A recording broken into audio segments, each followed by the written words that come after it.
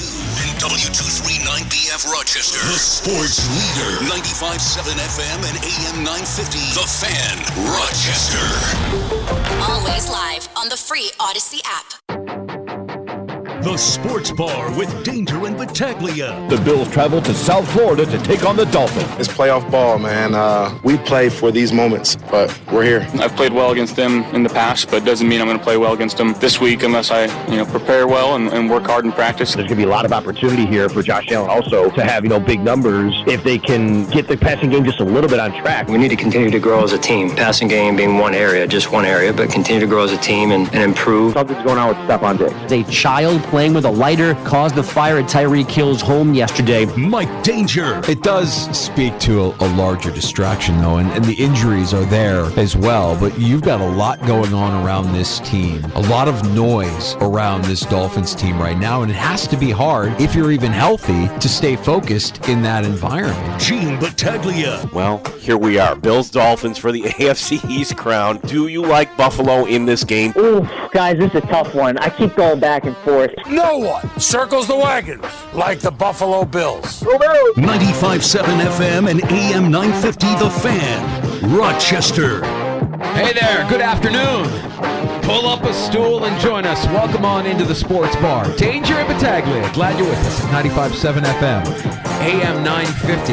The Fan Rochester and the free to download Odyssey app. Our stream is up. You can watch the Sports Bar at the Fan Rochester on YouTube and our Twitch channel as well. And you can even get us on your smart device when you ask it to play 95.7 The Fan. I'm Mike Danger, and back on the mend, it's Gene Battaglia. No days off. We didn't take a day off yesterday. But the Sports Bar West location was bumping yesterday. Yeah, that was it. Sports Bar West was the broadcast location, as Gino is nearly 100% sounding better, not hacking up as many pretty colors. Yeah, that was not pleasant yesterday, but I like my new radio voice. I sound a little more like you, I think so. Yeah. Not quite. Not quite. Not what we want, actually. What we don't want is more people confusing you and me, which happens far too often. I can't tell who's who. I'm Mike. He's Gene. PJ, who's one of our regular guests now here on the Sports Bar, every Wednesday, PJ Glasser. I'll always remember the first time we had him on, and I think he broke the record. I think the record stands. I think he confused us 7 times during his one hit. And from that point on now, PJ is mindful, very mindful of who's talking when and who is who. And, Gene, I know what you're saying, and this is what Danger, I know what you're like. Love PJ Glasser. Could tell us apart. Yeah, if you sound more like me, we're going to have more people saying no. Okay, that's not a bad and you don't want people confusing my takes with your takes, because then they're going to think you're crazy, Gene. No, then people will think you're right. Nobody cares when you're right. Nobody cares when you're right. We say it all the time. We've got a great show lined up for you here this afternoon. Excited to get it going. We'll talk some Bills and Dolphins throughout the course of the afternoon. One of our favorites joining us in the 4 o'clock hour. News 8 Sports Director Thad Brown stopping by. Yeah, so the Bills, we have yet to get the Thursday injury report, but pretty much kind of healthy. But I want to kind of dive into the Diggs question with Thad Brown coming up in the 4 o'clock hour, because the production is down. The targets kind of similar, so what are we to make of Stephon Diggs in this Bills offense that is kind of hit a lull here? Yeah, they put up 27, but 7 of those were on a pick 6. You only put up 20 against New England. You're going to need more than that offensively against Miami. Thad Brown coming up in the 4 o'clock hour. And later this hour, one of our favorites in the Sports Bar. He checks in with us whenever the Bills play the Dolphins. We love just picking his brain about other NFL items since he covers it all for Outkick. It's Armando Salguero who'll be stopping by about 20 minutes or so from now. Yeah, of course, Armando has the Miami background, first writing for the Miami Herald, and now he's with Outkick. And certainly he's, kind of plugged into what's going on with the Dolphins. And not only for this season, Danger, but for future years. Remember, I don't know if it's a decision. You're kind of married to Tua, so how does that all kind of play out? Does he get handed the big contract? Does this go? I think he does. Crazy. He's your Pro Bowl starter. Does anybody not see that he was voted to start for the Pro? Like, this is a big deal. Tua's starting the Pro Bowl. Is that motivation for Allen or anybody else? Like, for us, we're kind of like, oh, Pro Bowl, please. Do you think you're asking if you think the players care? Yeah. Do you think those in the Bills locker room, like, how do we only get two guys? How is our quarterback not one of the three best quarterbacks in the AFC right now? Well, I think that's simple to answer. Stop turning the ball over every game, and you're probably considered one of the three best. I mean, we could have the argument that Josh Allen should be in the MVP conversation based on one metric alone, and that's the percentage of touchdowns and points he means to this team's success. You know, I want to say over 80% of the Bills' points are on the arm and legs of Josh Allen, which is significantly higher than most other players. But the idea that you have James Cook and Deion Dawkins getting their Pro Bowl votes, getting in. And I have a feeling when you start hearing about opt-outs or players that can't go because of quote-unquote injury. It's going to look totally different. Yeah, you'll have, I'm guessing you'll have, when it's said and done, 5, 6 Buffalo Bills participating. Like, I think Terrell Bernard will get a tap on the shoulder. That's all assuming, by the way, that they're not playing in the Super Bowl, right? Because the Super Bowl teams, they have the automatic out. Well, I'll answer my own question. Yes, I think it does matter. And yes, Danger, you and I have proof it does matter to this team. And I can't mention the players involved because I don't want to get a call from the Bills PR staff.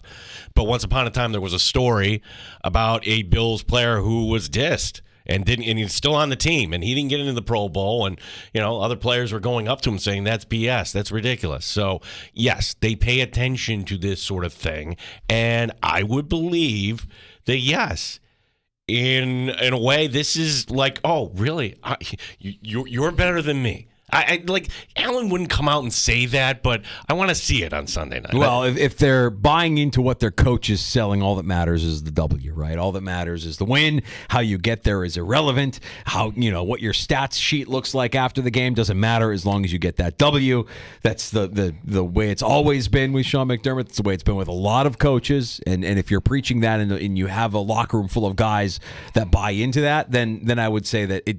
Yeah, maybe secretly deep down they want to be measured in that way, but as long as they're winning, I don't think they care. As long as they're winning. Yeah. Armando Salguero, 325-ish today here in the Sports Bar. You can join us on the Good Smoke Barbecue and Pub Wingman line. That number is 866-4FAN, 585-866-4326. And what I love about Armando is we can talk to him about just general NFL topics as well as the Bills and the Dolphins, which we will certainly do. The thing that is interesting, and I hear a lot of people talking about on the national level, is what does Monday look like in the NFL? Because let's face it, Week 18 is littered with many meaningless games, lots of backups, lots of players playing for their NFL futures, looking to get together, string together a bunch of nice plays, put together some film, and make the case for their lot in the NFL moving forward. A guy like Tyler Huntley is a great example of that, right? Jake Browning has something to continue to prove. Like, these are all guys that are going to hopefully be in the NFL long term. And so they're meaningful for us because there's no relevance to the postseason, but for these players, it's everything. But what does Monday look like when we talk about Black Monday? Black Monday, the first Monday after the NFL season, and we start to hear of all the firings, and I think there's a handful of guys that you could look around the league and be like, oh, for sure, gone. Ron Rivera, for sure, gone. Right? No question. I would say, and Belichick, I would put that category too. That would be surprising if he comes back. Hey, this is the guy that we want to put this all back together. I believe those reports out of Boston. But outside of those two guys, Danger, like right now in this league, you already had 3 big moves. You had the move with the Raiders, that being the first one. You had the move in Carolina. Okay, that owner who wants to go work for him. And then the Charger move. Mm-hmm. So who else might be gone? Usually there's a surprise or two, and that's what makes Monday very interesting. Does Antonio Pierce stay with the Raiders? I'm thinking he does. Wow, really? I'm thinking he does. Wow. Well, okay, let's see on Week 18 here. That's why you could say, oh, Week 18, who cares? Like, if the Bears ball out against Green Bay, I think Eberflus is one of those 50-50 guys. Oh, I'm with you on that for sure. Yeah. I'm torn.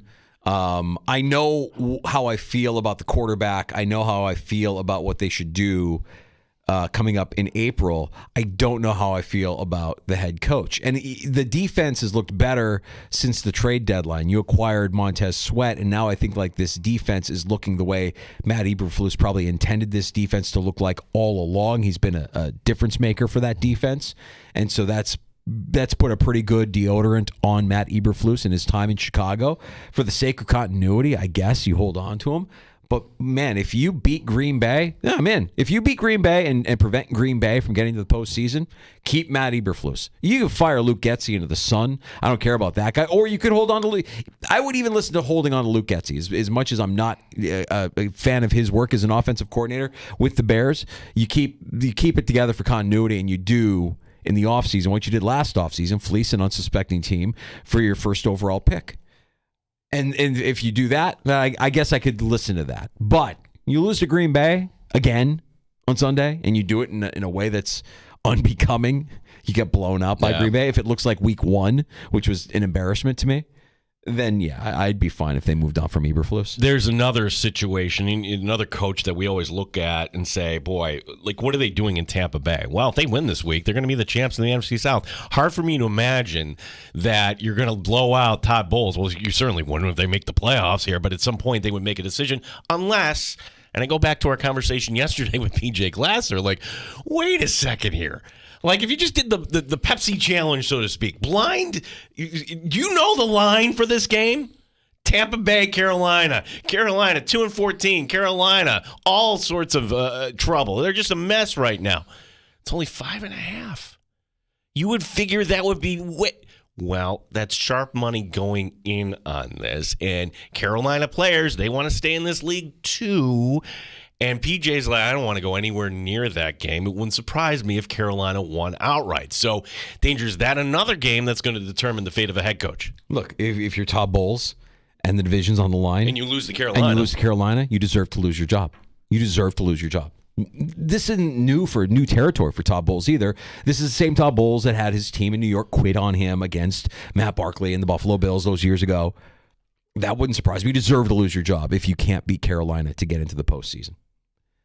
Other coaches, I'm going to say Vrabel's safe. I think the owner likes him. What about the rumblings out of the NFC East that there are reports that there will be a firing on Monday, and it would surprise a lot of people? Well, first of all, what would be a surprise? Like, are you saying Brian Daboll's going to be fired Monday? Because you're not firing Nick Sirianni Monday, because last I checked, they are in the postseason. So which direction you want to start here? Because I'd like to go with the Philadelphia direction first. I think this is hilarious. I think this is a fan base that is so wound up, and as Trista Crick once, kind of entitled here. You made the Super Bowl last year. Yeah. You're 11 wins. And everything I hear and read coming out of WIP and elsewhere with Eagle fans saying that you should fire the coach. What are you talking about? I love it. I think it's great. I think it's fantastic. They're questioning it because why not? Why wouldn't you question it? You've seen what this team looks like the last few weeks. And now it's fair to question, is Sirianni really a good head coach, or was he just the product of good coordinators? I mean, to see Shane Steichen have the Colts in playoff position when Gardner Minshew is his quarterback is pretty impressive. And that's who left. Your offensive staff, your defense looks atrocious this year. Now, Gannon might not be a good head coach, but he was a good defensive coordinator. He's a good defensive coordinator for Philadelphia. They don't look like the same defense. To the point where you have Matt Patricia calling plays. They don't zero in on that. They zero in on the play calling. That's where they're zeroing in on. They look at the talent on this team. And A.J. Brown has been kind of the one that, kind of eyes looking around here. Maybe it's not me. I mean, that's questionable. But, again, if you're citing the Josina Anderson report, they can't refer to Philadelphia. They're making the postseason. That would be shocking to me if Daboll lost his job. And I would ask why. He hasn't had a quarterback all year. Daboll, some of his antics, particularly going after Tyrod before the end of the half there against the Bills, I'm like, I don't like that in a head coach. But Brian Daboll, coach of the year last year, and you're telling me he's going to get fired on Monday? Don't know. I mean, that would be pretty shocking. What about Arthur Smith? Oh, yes. The forgotten franchise, not in the NFL, all sports. Like okay, oh yeah, the Falcons, yeah. What about Arthur Smith? There's more. There, reports are that he's in trouble down there in Atlanta, as he should. He didn't figure out the quarterback. You pointed out, at some point we're going to do our bold predictions and review them. Here's a spoiler alert. I honestly thought this team would be a playoff team. I had them 11 wins. And why did I have them 11 wins? Because I looked at that line, and I looked at Bijan Robinson. I'm like, in that division, they're going to eke out ugly wins like the Tennessee Titans did years ago. What was the flaw in my logic, Mike Danger? The flaw in my logic is that that's how I would do that. How Arthur Smith would do that. He's not running Bijan Robinson like you or I would. Yeah. The assumption of rational coaching. We mentioned Gannon in Arizona. Do you think Gannon is a one and done 4-win team? Kyler Murray is back, but it's not like it's producing any sort of results. What does that team look like? And is he the guy that is going to lead you into the future? We forget because we have the benefit of distance now between where we are today and where we were before the draft when they got docked for some tampering and just lots of weird kind of things happening around Gannon and the Arizona Cardinals. That wouldn't be surprising if Arizona said, yeah, one and done. He's not our guy. I mean, they've done it before. It's not like it would be unprecedented. That would be surprising to me. Like the excuse is there. You didn't have Kyler Murray until the final month of the season. So honestly, don't be Philadelphia. What are you doing? Stop winning games. You're hurting your draft status there. If you missed it from over the holiday week, one team we're not mentioning because they're not going to make a change apparently. That's the Jets. And from where I sit here in West New York, I say good. Yes. Good. Good. Yes. Keep Robert Saleh. Keep the GM. Keep talking about a 40-year-old quarterback coming next year. What about quarterbacks, by the way, going into next year? Because there are a couple of guys that have kind of risen up and a couple of guys that are just big names that could very easily find themselves in new situations next year. I mean, Joe Flacco going to stay in Cleveland long term? What does that look like if you have Flacco and is Deshaun Watson going to get paid all that money and be relegated to backing up Joe Flacco? I don't think so. Or does Joe Flacco go somewhere else and he's the quintessential bridge quarterback here? And if he's going to be in this league, just go to who's going to pay him the most money. I wouldn't fault him that way either. Whoever trades up for the number 1 overall pick. Do you really want it? You probably want Caleb Williams to get in there right away, but to have a Joe Flacco kind of alongside, that's a fascinating situation that nobody in Cleveland really wants to touch right now. Well, no, they have other things to think about. They're just enjoying this ride. It's a lot of fun. Yeah. But how does that all kind of play out? What about Russ? Where's Russ? Where is Russ in 2024? Well, do we believe the reports that Russ is not going to go quietly on this? That he's going to make a big fuss? With he already has. He already has made a big fuss. Well, about the NFLPA, I'm talking above and beyond, litigious here. I'm talking. Well, there was what was it? A leaked letter that from the NFLPA about something that was sent to the Broncos about this complaint that came from Russ. I mean, he is going to flex, and he's not going to want to give up what he has. Here's the problem with that. Which team is willing to wait until June? It's a that's not a quarterback you kind of wait for. Like Garoppolo, he kind of lucked out. I mean, now he's hurt, but it didn't work out in the end for him. I'm talking about with the Raiders there. Quarterbacks that finish 1 year, but then they have to wait for the June 1st designation. That's where does he end up? Again, it's this would have been prime candidate for Buffalo 7-8 years ago, pre-Josh Allen. You know where he's going to go? Pittsburgh. Russell Wilson in Pittsburgh. Yep. There you go. For Steeler fans, I hope not. I Well, hope not. Again, No, if there's a guy that could get through to him, it'd be a guy like Tomlin, right? That's what you would think. A guy that could manage him. If it were the Snyder Washington football team, I would think that would be a destination too, perhaps. Oh, I thought Washington had their quarterback of the future in Sam Howell. No, not so much. Not so much. Well, if you bring in maybe who knows, you bring in a offensive-minded head coach in Washington, maybe you can get even more than what you got. And I think what you got out of Sam Howell this year was a little bit more than what you thought you would get. I think you just got to fine-tune some things and work on that guy's game just a little bit. But these are all kind of storylines here to watch as the regular season winds down. And we hit Black Monday. Of course, we'll be talking about the postseason and what that all looks like. But for a lot of teams that are on the outside looking in, it really starts the season of optimism and hope really begins on Monday. And what does it look like, and what steps will be taken, and which coaches will be out of work looking for a job, and which marquee players will be available next year. I'm not wishing our time away, and we don't know for sure what next week at this time looks like for the Buffalo Bills. It's still up in the air. We're hoping that we're talking about a game this time next year, but there is a chance that we're in full-blown off-season mode next week at this time, thinking about what the league looks like in 2024. Yeah, hopefully from a Bill standpoint, we can delay that a little bit. Johnny Boxping writing in, Russ to the Giants. Remember that was the big thing there because his wife in New York and everything else? Oh, yeah. Yeah. So what do you do? Do you trade Russ for Daniel Jones? Oy. Gross. Well, yeah. My guess is there will be no shortage of blockbuster moves that'll have us scratching our head, moves that'll have us excited. And again, this is what we love about the NFL, right? It's a non-stop cycle of just constant news.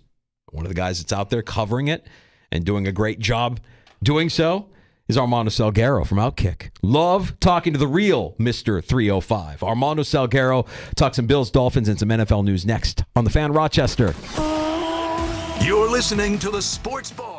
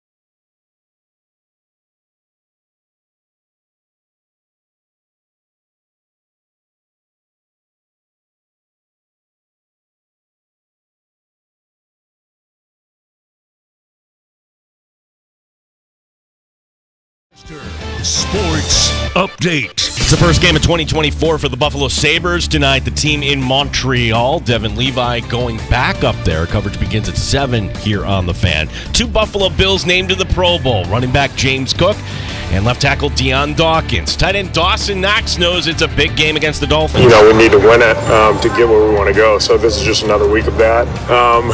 They got a very talented team. Obviously a divisional opponent. We know each other pretty well, so I think it's a great opportunity for us to continue showcasing, I think, just what we've done with the season, what we're building it. We'll talk some Bills, Dolphins, and NFL at large. Armando Salguero from Outkick joining us next here in the Sports Bar. Officials say it was a child playing with a lighter the cause of the fire to Dolphins wide receiver Tyreek Hill's home. The Mets signing outfielder Harrison Bader to a 1-year deal. Gene Battaglia and the sports leader, the Fan Rochester. Neat or on the rocks? It's the Sports Bar with Danger and Battaglia on the Sports Leader, 95.7 FM and AM 950 The Fan, Rochester. It's playoff ball, man. We play this game to play this late in the season. And we play to have a chance to play past this week when some teams are home. We play for these moments. So, it's a different approach, but like I said, we've been in this mode for a little while now. Buffalo Bills left tackle Deion Dawkins, of course, the big one, Sunday night, AFC East title game, Bills-Dolphins in Miami. We welcome in the real Mr. 305. Love talking NFL with Armando Salguero of Outkick. Buddy, it's been a minute. Hope you're doing well. Looking forward to Sunday night. How are you, Armando? Happy New Year. Oh, Happy New Year. No, I'm doing great. Right now I'm in a rental car fumbling with the CarPlay and on my way to Miami. Yeah, it's going to be awesome. Okay, well, you sound fine. Drive safely. Everything's good. Armando, the Bills are 6-6 at one point. They're firing their offensive coordinator. And sure, the last 2 games haven't been all that pretty, but how have the Bills been able to kind of get into this position to at least get the number 2 seed? Well, they've been playing successful playoff football, and they themselves have told everybody we are in playoff mode. They dug themselves a hole, which obviously 6-6 is, and they have done a great job of keeping that hole from becoming a grave. And so it's basically it's trying to limit mistakes. It's running the ball better. Very much better against the Cowboys, by the way. Mm-hmm. And, playing sound fundamental football on defense. And when the defense has to step up and actually kind of lead the way as they did last week, then they're doing that. So, all good for the Bills, but all good needs to be better against the Dolphins because I would say to you that, the Dolphins have some stuff riding on the line as well. And, they're a team that's a little peeved. Let's put it that way. Because last week the Ravens put a 50 burger on them. And now the narrative is you're not that good, so they feel like they need to prove something. Yeah, I want to talk a little bit about that narrative, Armando, because you're right. Throughout the course of the season, with the Dolphins being in first place in the AFC East, all we really heard was, well, they can't beat teams that have winning records. They had a nice win against Dallas a couple weeks ago before this Baltimore beat down last weekend. So which Dolphins team do you expect to see on Sunday night? I expect that it's a team that is going to do what it can to kind of use the Bills against them. And the way that the Bills play that hurts them is by turning the ball over. And so the Dolphins are hoping that bad Josh Allen shows up. The Dolphins are hoping that they can use their speed against the Bills' defense. The Dolphins are hoping that the Bills don't come with a physical brand of football that is the absolute prescription for the Dolphins to lose. Every time that they've lost this year, including in Buffalo, the other team won the line of scrimmage and was more physical. And so that's why everybody's talking about the Dolphins being this like fast finesse team, and fast finesse teams kind of always lose against physical, beat you up at the line of scrimmage teams, and that's what's happened to the Dolphins this year. Yeah, looking at this injury report, and again, it's an injury report on a Wednesday or Thursday. We'll learn more as the week goes on. But and we know Chubb is going to be out, obviously. But when you look at all these injuries, whether it's Waddle, whether it's the running backs, certainly you're down your center, of course. What is the biggest concern for Miami on the injury front, Armando? Xavier Howard is, injured. He's on the injury report. He's probably going to be doubtful at best, if not out altogether. And so now all of a sudden you have a situation where the Dolphins, Vic Fangio, this year, he doesn't use his cornerbacks to shadow and follow the other team's best receiver. He plays left and right, and wherever the other team's best receiver lines up, that's where he lines up. That's fine when you have Xavier Howard and Jalen Ramsey. But when you only have one of them, now you can, if he continues to do the same thing, you can make sure that Stephon Diggs doesn't have to deal with Jalen Ramsey and deals with the rest of the Miami secondary that, without Xavier Howard, is, a little bit, I would say it's diminished. It's not as good. And so that's a strategic chess game that Vic Fangio's got to figure out. And if he doesn't want to figure it out, that's going to be a problem for the Dolphins. Armando, I want to talk also about the Dolphins and whether or not there's any distraction around the team. I know they've been living with cameras in their faces this season of Hard Knocks, but also the news that came out yesterday with Tyreek Hill. I mean, I wouldn't wish that on anybody, seeing your house burning down, being at work and having to leave everything to make sure that your loved ones and your belongings are safe. Do you have a sense that the Dolphins are distracted anyway? Yeah, not just having your house burned down. Your house is burning down on television. Mm-hmm. Yeah. Because down here, it was, we have a station, Channel 7, that is the local, Fox affiliate, and they had their helicopter positioned over the house the entire time from the jump. And so the way that Tyreek Hill found out that it was going on is because people at the Dolphins facility saw the station coverage of that house, and they told Tyreek Hill, who was at practice. And so Tyreek Hill has to leave practice to go see about, his family, and thankfully everybody is safe.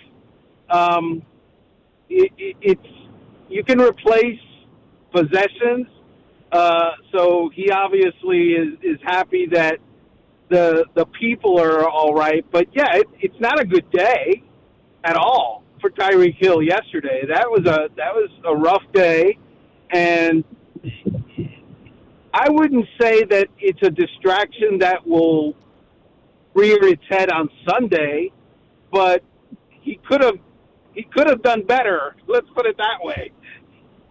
Armando Salguero from Outkick joining us. He's on his way to Miami as we speak.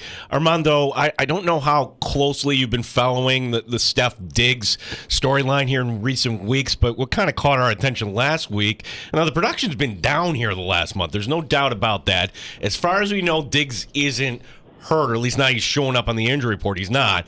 But in regards to what's going on here, you had Khalil Shakir getting more snaps this past week than Steph Diggs. Is this just kind of the way that the offense is kind of going in a new direction, or Danger and I and others, we sense that there might be a story here? How do you read the situation between Diggs and the Buffalo Bills right now? You can't like it. It's not good. Stephon Diggs is still the best wide receiver on that squad. And the idea that the coaching staff thinks otherwise tells you that there's an underlying issue. And I'll say this. One of the issues might be at quarterback, because if you talk about production being down, yeah, Josh Allen's production has been down too. And I know what you're talking about, the snap count, but look, he is going to go through his progressions, and he is going to deliver the ball where he sees fit. But we're curiously well past the first couple of years that Diggs was on that squad, where you knew no matter what, they found a way to get him the ball. They found a way to get him into the game early, and kind of work him in so that he was emotionally invested. And I haven't seen all that much of that of late. And look, I don't know what the underlying reasons are, but it's weird. And I would say to you, it's not good. Armando, we talked a little bit about what the not having Xavier Howard means for the defense. I wanted to look at the Dolphins' offense because there's certainly some injuries that you're dealing with there as well. And Jalen Waddle, Mostert is on the injury report, I believe. I don't want to speak out of school here. I think Achane is dealing with some stuff as well. Can you talk about the overall health of the playmakers on the offensive side of the ball for Miami? Yeah, everybody's banged up. Yeah. It's week 18, guys. Yeah. Everybody's banged up. Josh Allen's banged up. Tua Tagovailoa is banged up. Tyreek Hill left to go put out a fire yesterday, basically, and his ankle's hurting. And Jalen Waddle is the same thing, and he didn't play last week. And they're hoping that he will play this week, which would obviously change the dynamic a little bit of the Dolphins' offense. But he's banged up. The idea that there's anybody in the NFL right now that's okay is a bad idea. Here's the big injury that the Dolphins have a problem with. Last week, they were down 30 points to the Baltimore Ravens with 3 minutes to play, and their starters were still in the game on defense. And as their starters are still in the game with 3 minutes to play, down 30, Bradley Chubb, the outside linebacker, the edge rusher, blows out his knee. Bad. Yeah. Bad luck for Mike McDaniel. What are you doing, dude? And it's worse because on Thanksgiving, Jalen Phillips, their other, superior edge rusher, he ruptured his Achilles. And so now their best two edge rushers are out. And not just out this game, they're out. And that's just nothing. You don't come back from that. They got Melvin Ingram on the practice squad, and they're going to use him. But Melvin Ingram, if this was 7 years ago, Melvin Ingram, it would be fine. Except that it's not 7 years ago, Melvin Ingram. So pass rush is going to be a problem for the Dolphins going forward. Armando, it's so fascinating the Bills are in this situation where they could be the 2 seed or they could be out. Now, there's a middle ground here, and I wanted to get your opinion on this because the middle ground being, well, if Baltimore beats Pittsburgh, then the Bills are in the postseason. If Tennessee upsets Jacksonville, same thing. What are the prospects that one of those two games will happen for Bills fans, Armando?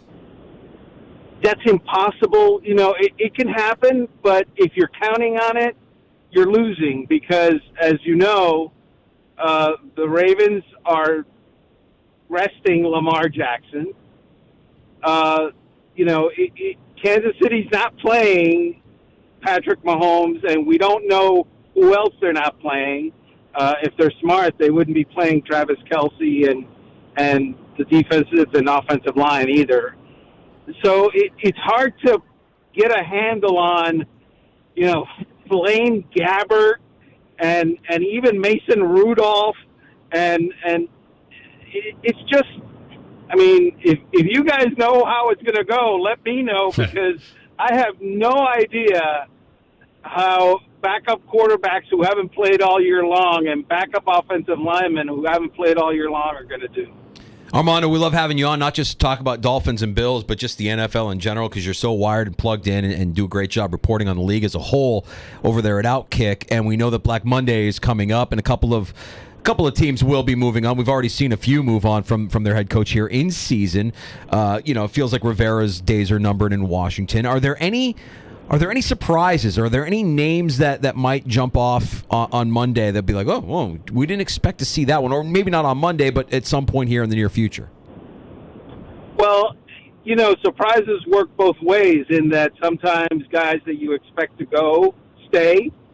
And I think a lot of people in Chicago a month ago were expecting Matt Eberflus to go. And guess what? He's rallied. The Bears have won 4 in a row. And if he wins the finale, it's more likely than not that he's going to keep his job going 8-9 this season. So that would surprise some people. On the other hand, if he loses, all bets are off. Right. Rivera is definitely going. That is, a shadow of what's going to happen in Washington. There's going to be significant turnover in that organization, and I would say to you, they need it. There's a question about what's going to happen with Las Vegas. The movement in Las Vegas has been, let's keep Antonio Pierce, which is okay, I guess, if you're happy with a guy that got you to 4-4. I think that what is more likely to happen in Las Vegas is that if Bill Belichick and the Patriots come to an agreement, and the agreement would be, you don't ask me for a draft pick to go, and you don't have to pay me, next year's contract salary, and we just walk away friends. That's the negotiation that's going to happen in New England. A lot of people say, well, the Crafts, they want to pick for Bill Belichick. Well, good luck with that, with Bill Belichick basically being told to go and then having to pay a draft pick from his new team to do that. That he's never going to agree to that. Right. And obviously the Crafts don't want to be paying $18-15 million for Bill Belichick not being around. So I think that there's a middle ground there, and if they can find that middle ground, going back to the Raiders, ownership there tried to do a Bill Belichick shadow in Josh McDaniels last year. Don't be surprised if they try to do the real McCoy this offseason. Armando, do you put any percentage at all in Belichick staying in New England for next season? That's hard. I look, Robert Kraft has been unhappy, and I wouldn't say unhappy, but disappointed for going on 3 years now.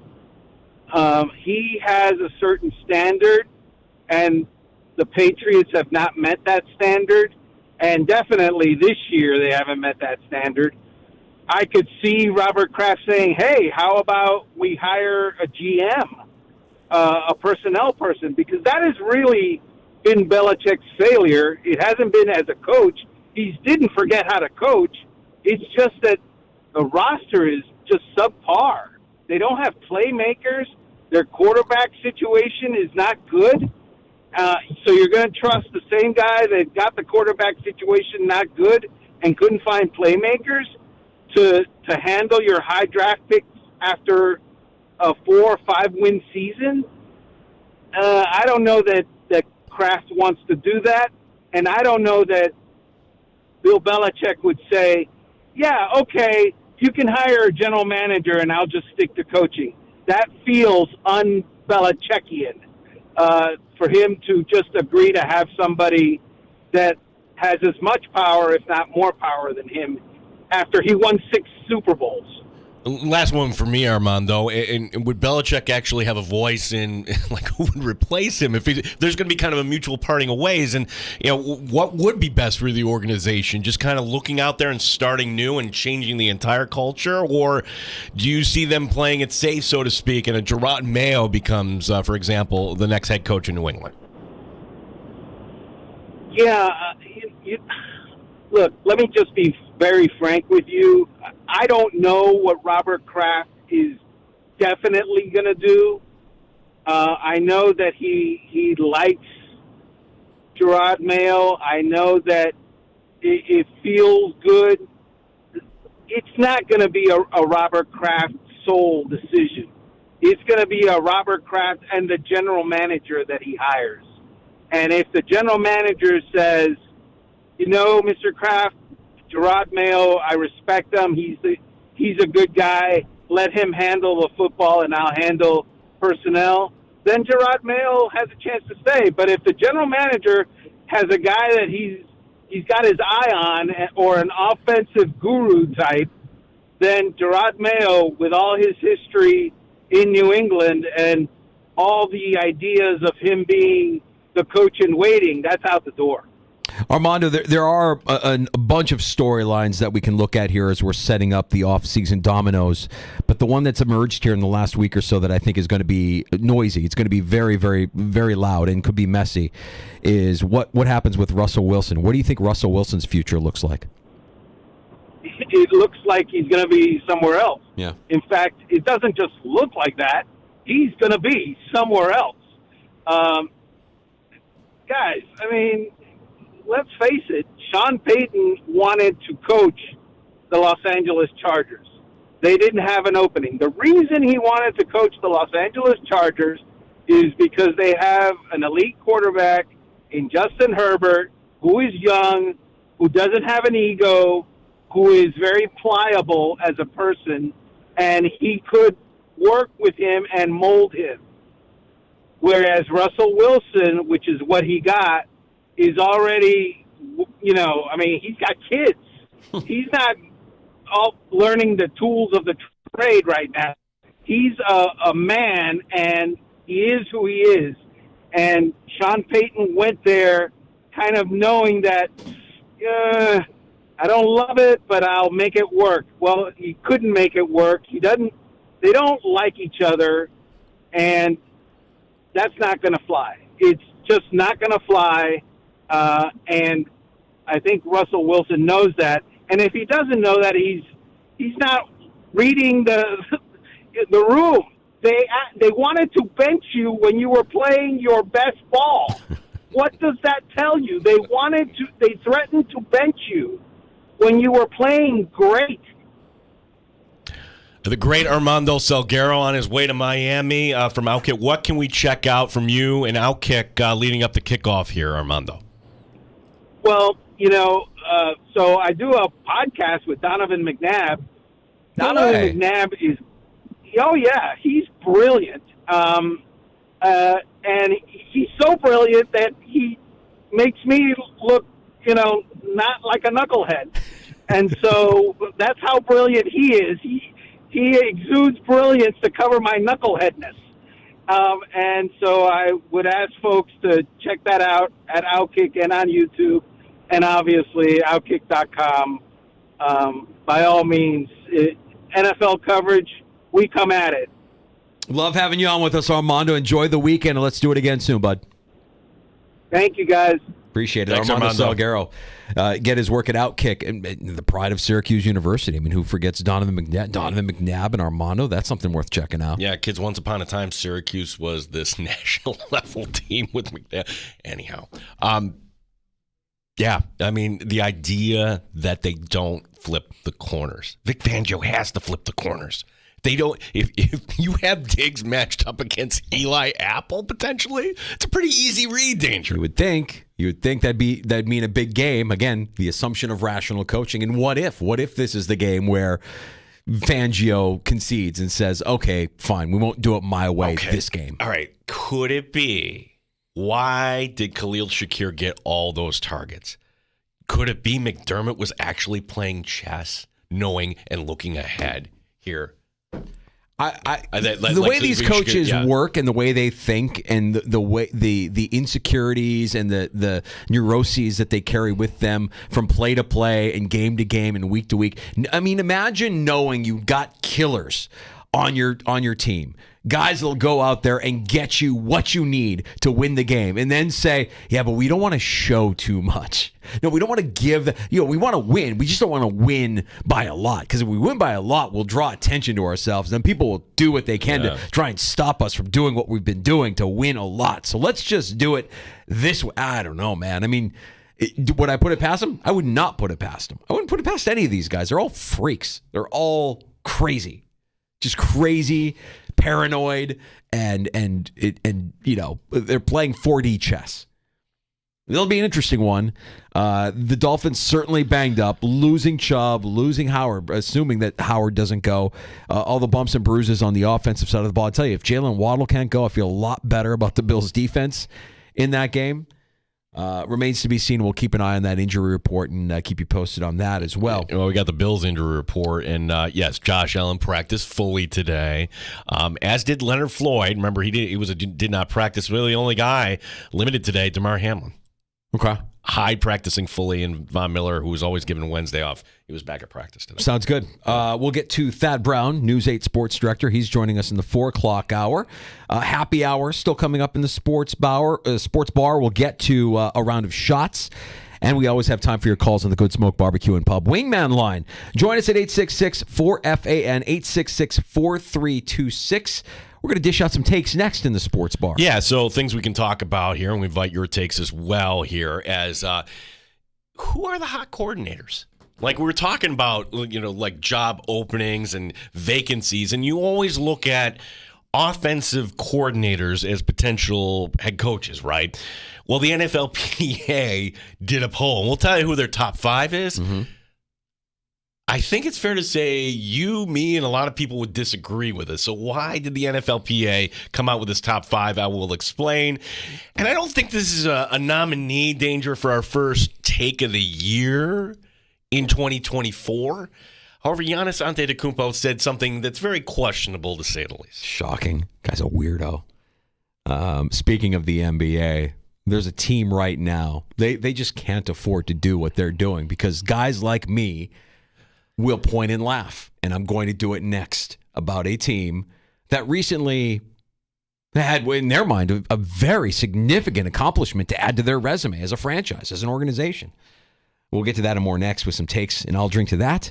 The Sports Bar with Danger and Battaglia. Thanks for joining us on 95.7 FM and AM 950. You're listening to the Sports Bar.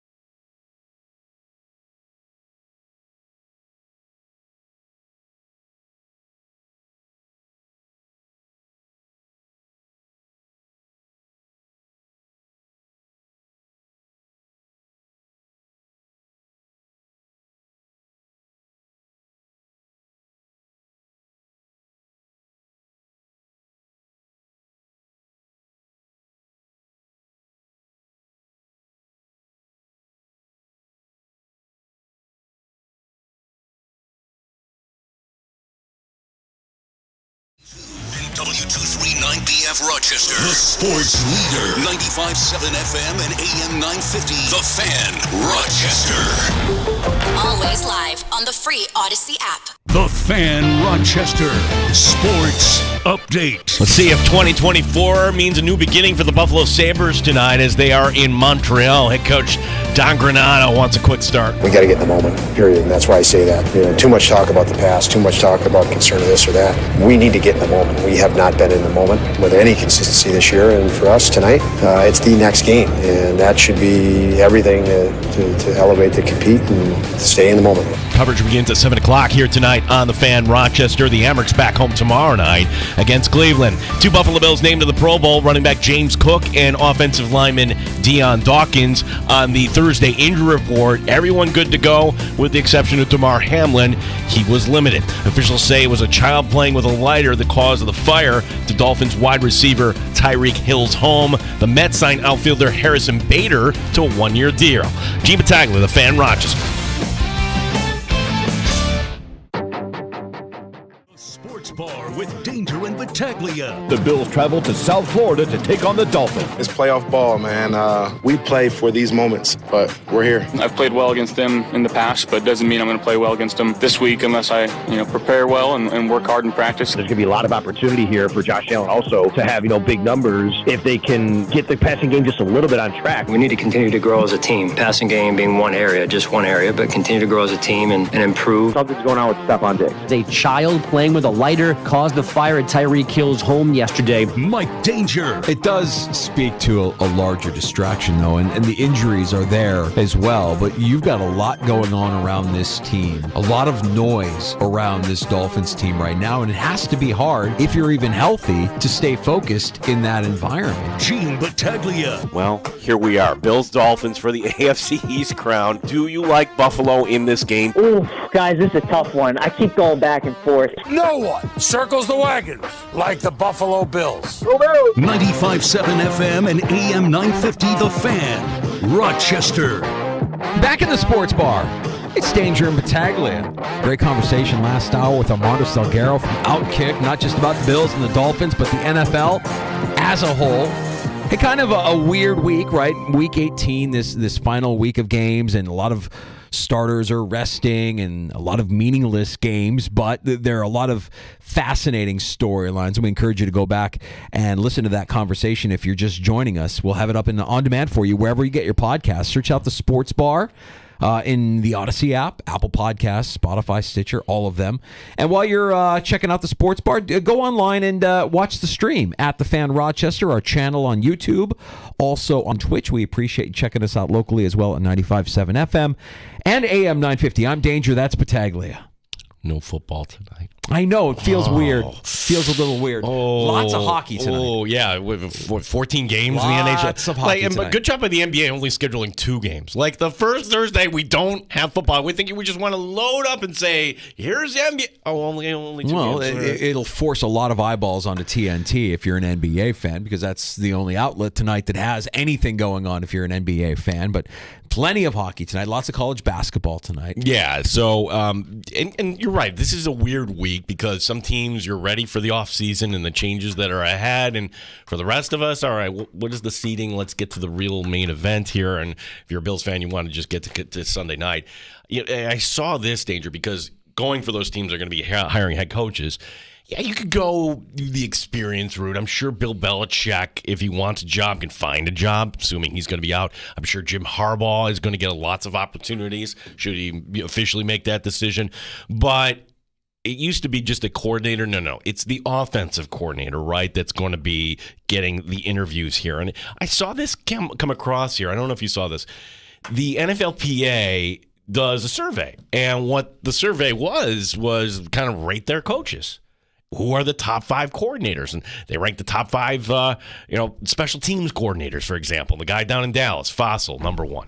The guy in Buffalo did not make the top 5. No, top 5 defensive coordinators. And there's some familiar names, Dan Quinn and Sean McDermott, even though, not exactly the defensive coordinator, he's a play caller. He did not get in the top 5. But the top 5 offensive coordinators as voted by the NFLPA, The spoiler alert, like, who would you say is the best offensive coordinator in the game today, Danger? I mean, a lot of the offensive coordinators are the best in the game are actually the head coaches. Shanahan, certainly McVay, Zach Taylor. I'd say Ben Johnson should get a job in Detroit. As far as guys that aren't calling plays that are also head coach, Ben Johnson in Detroit would be top of the list. I mean, look, it's probably not going to happen this offseason, but Eric Bieniemy is going to be looking for work, I would imagine. Yeah.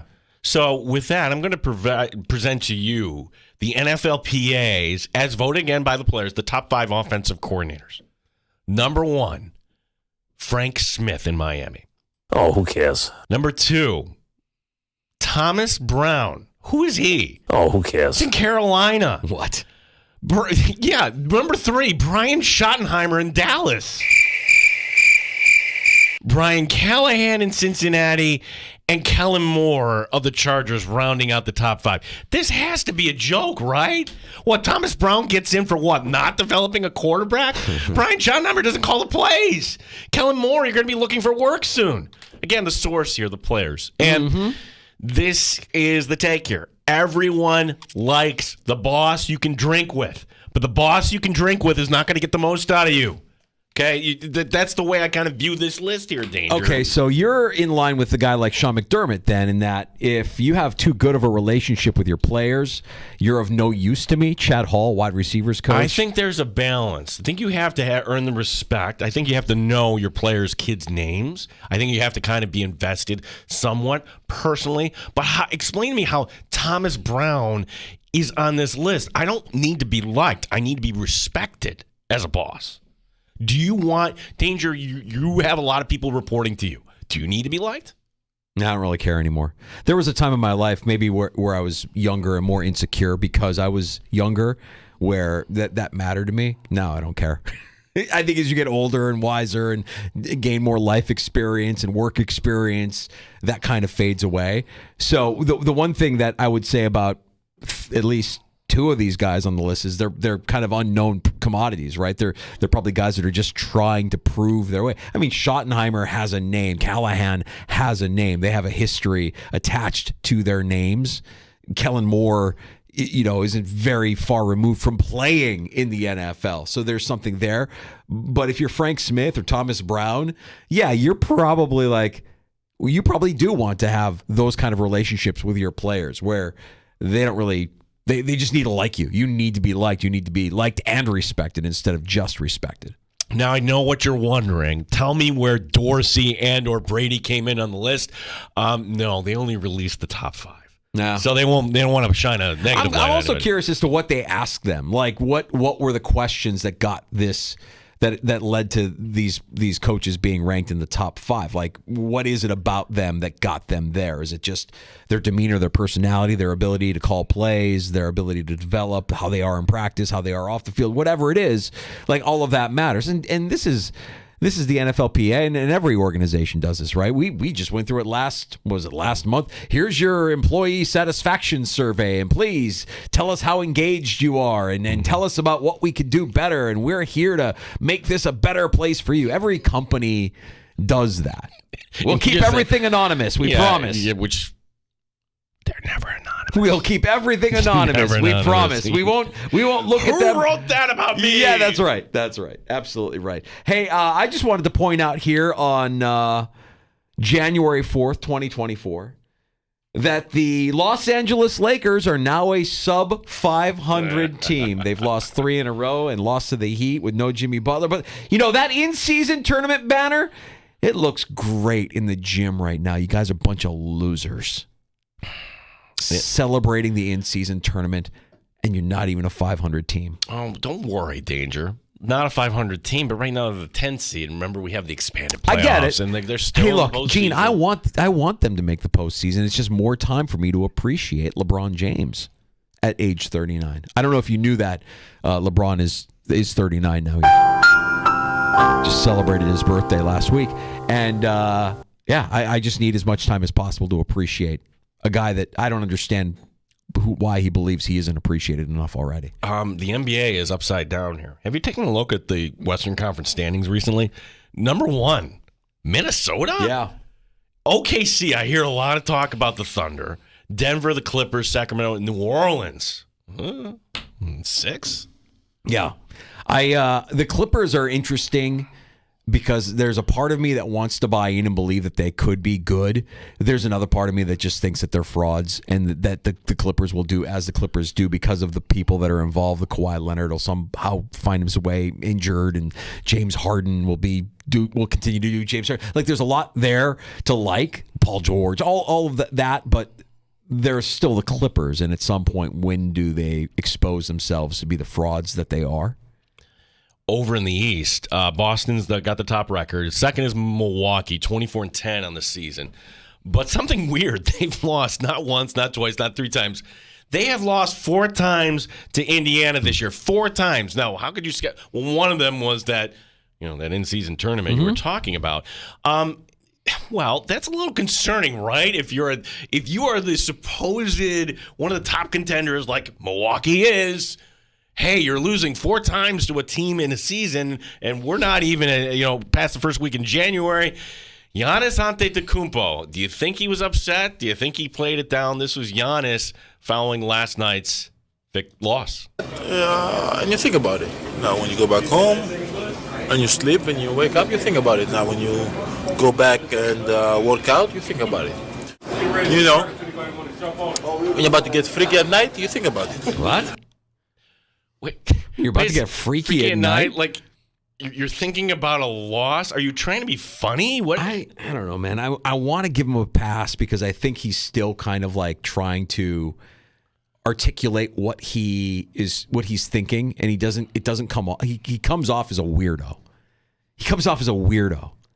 And that, coupled with the end of season press conference last year that we've designated and looked at and identified, just kind of like, what is this language of losers? Do you get a promotion every year on your job? No, right? So every year you work is a failure. Yes or no? No.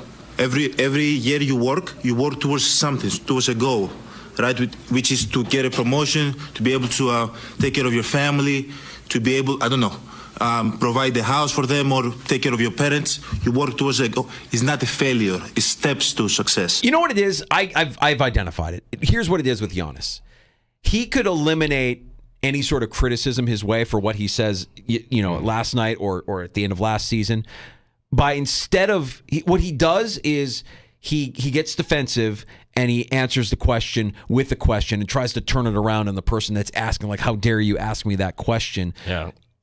Be direct. And this is why I want to kind of give him a pass. Like, the correct answer to is the season a failure is not what he said. The season is, the answer is yes, it was a failure, and we'll learn from that. We'll be better next year for it, right? It's a simple way to answer the question. You learn from your mistakes, you learn from your failures. Right, but instead he gets defensive and throws it back at the person asking the question, like, how dare you ask it? What about you? What is your life like? Is your life a failure if you don't get everything you want? And that's kind of like the energy I'm getting from his answer last night against the Pacers. Ultimately, it might not mean anything, right? If their goal, everybody's goal is to win a championship, and losing 4 games to the Pacers in the regular season might not mean anything in terms of if they face Indiana in the postseason, though, this will come up. Like, Indiana owns you. They own you, Giannis. So what's that about? Well, I'm trying to decipher, like, I think about it when I work out. I think about it. Yeah, I think about it after I get freaky. What?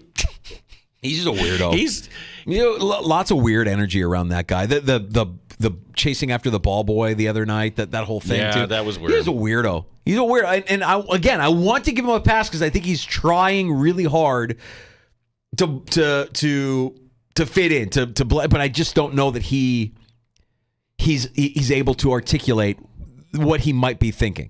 Or maybe this is just who he is and this is his wiring, and in that case, I can't root for the guy. I can't root for a guy who says the season isn't a failure, and then your head coach gets fired a couple days later. That's the language of losers, buddy. I'll drink to that in the sports bar with Danger and Battaglia.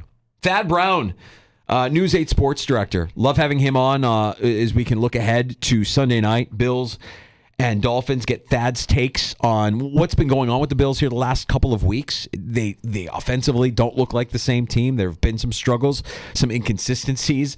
We're of the belief that Sean McDermott might be playing some 4D chess and not really showing all his cards here as they're making a push for the playoffs instead of, just winning comfortably. Yeah, we're going to win. We're just going to make you sweat through the entire game.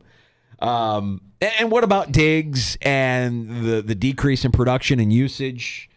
It sure seems like the Bills are getting healthier. The injury report is pretty sparse. Yeah, look, the Pro Bowl is a 0 for you and I and a lot of Bills fans, a lot of NFL fans, right? Like, you're just kind of like, all right, if it's on, it's on. But for players that play in this sport, competitive sport. Lots of pride. Yeah. Yeah, the idea that 0 players from that defense were named, the idea that your quarterback is not one of the top 3, even though in terms of touchdown percentage, he's number 1 in the NFL, but not one of the top 3 in the AFC. Huh. Now, I want to ask that if that is actually we would think that's a motivating factor, inside that locker room. Yeah. We'll always get great insight from Thad. I believe he's going down to Miami as well, correct? Yeah, that'll be good to get Thad on with us here. Is it in our budget, Danger? Can you send me down there? You know what? Our new brand manager, Bo is going to pitch. He's going to fight for us, Gino. Okay. I appreciate Bo saying that, and if he does have that conversation, I hope that he isn't deafened by the laughter as he's being ushered out of the room. I was just wondering, would we be on Radio Row someday for the Super Bowl? Like, hey, there's WFAN and there's WEI and Rochester, New York, right there. That's Radio Row. That's funny, Gino. You actually think that? Why would So you're telling me there's a chance? Maybe in Gene's world there's a chance. Yeah! I'm not holding my breath, pal. No Radio Row in Vegas. I am not holding my breath. Sports bar in Vegas. How great would it be? When was the last time you were in Vegas? You went there for your 20th anniversary? Yeah, so 2019. Yeah. Yeah, I haven't been in a long time. A long time. You would be stunned because I had like you, I hadn't been there in 15 years. That's the thing. And when you go, wow, everything kind of things you remember, and I don't remember this. The development is off the charts. I just remember being so impressed by the Bellagio water fountain, and now that thing has got to be how quaint, how quaint that tiny water fountain that they have outside of the Bellagio. Everything has changed, completely overhauled. We'll get to Thad next. We'll talk Bills, Dolphins in the sports bar. You're listening to the Sports Bar with Danger and Battaglia on 95.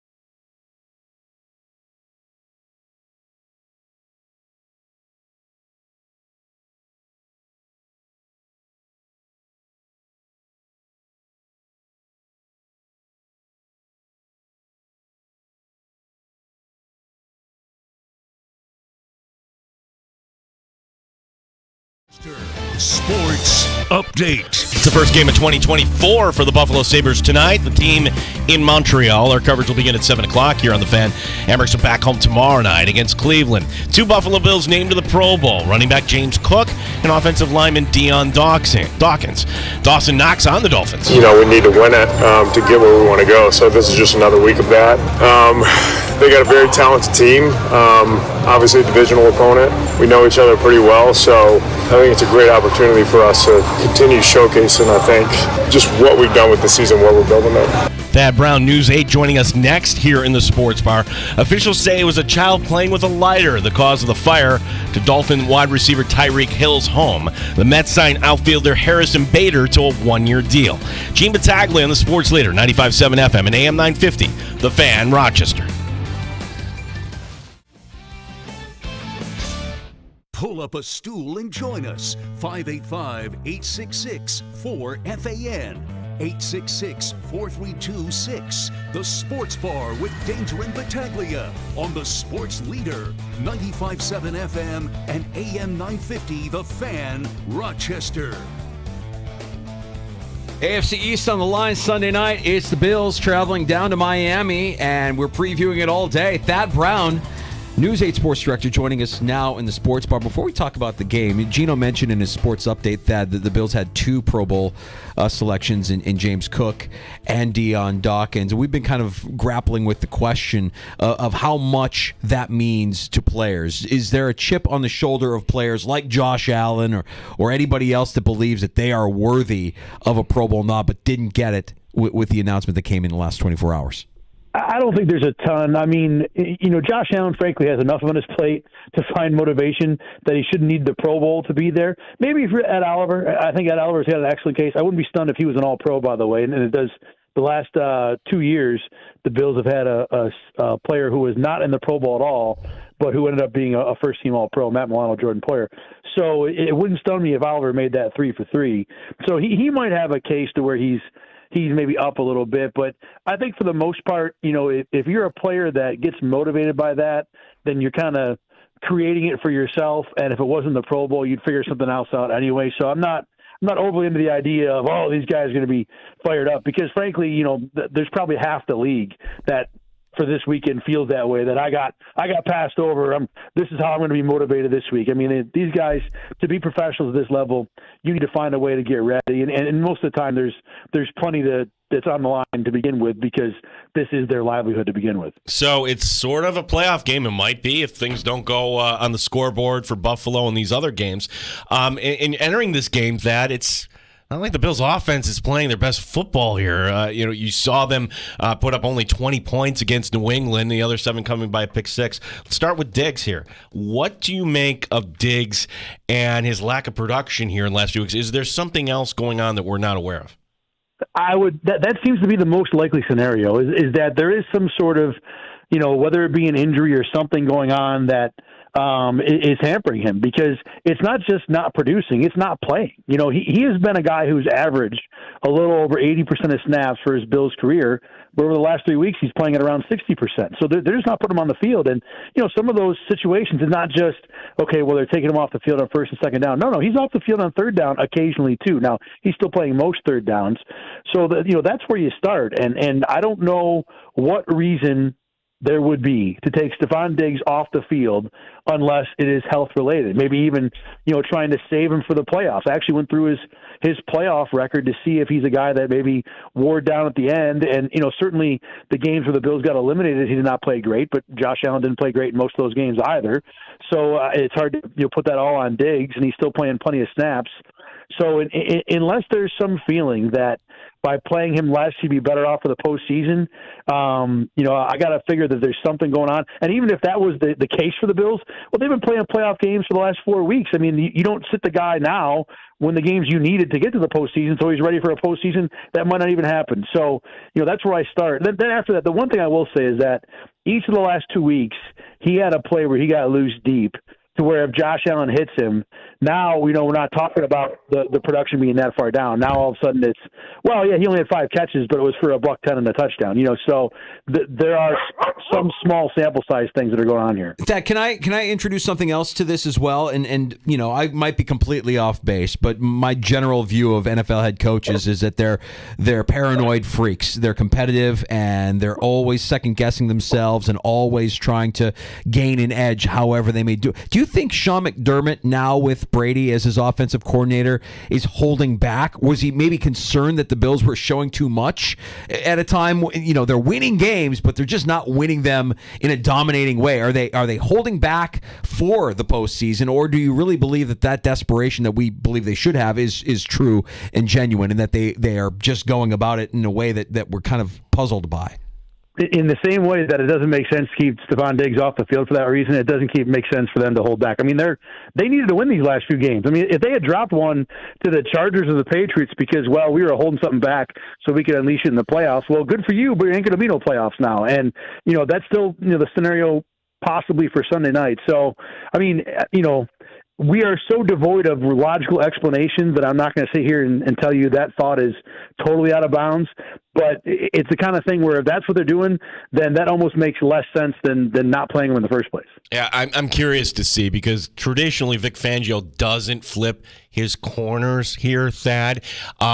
So you could have a big game if you have Steph Diggs against Eli Apple, but if it's going to be Diggs against Jalen Ramsey, who do we expect a big game from Khalil Shakir in the slot or Davis on the outside? Who might be that guy that should step up for Buffalo in this game?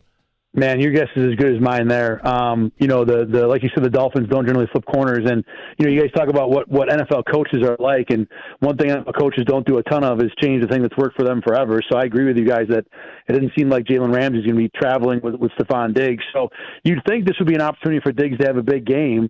And I guess to the Bills' credit, they've been managing it the last few weeks with different guys playing well. Now against the Patriots, there wasn't really one guy with a big game. Dalton Kincaid had one big catch, but most of the Bills' offensive success against New England was short fields. And against the Chargers, Gabe Davis had a couple big plays. So I think that's kind of how they're going to manage it. Short of Stephon Diggs going back to being Stephon Diggs, they're going to let Josh Allen carry the offense, hope to get something from somebody else.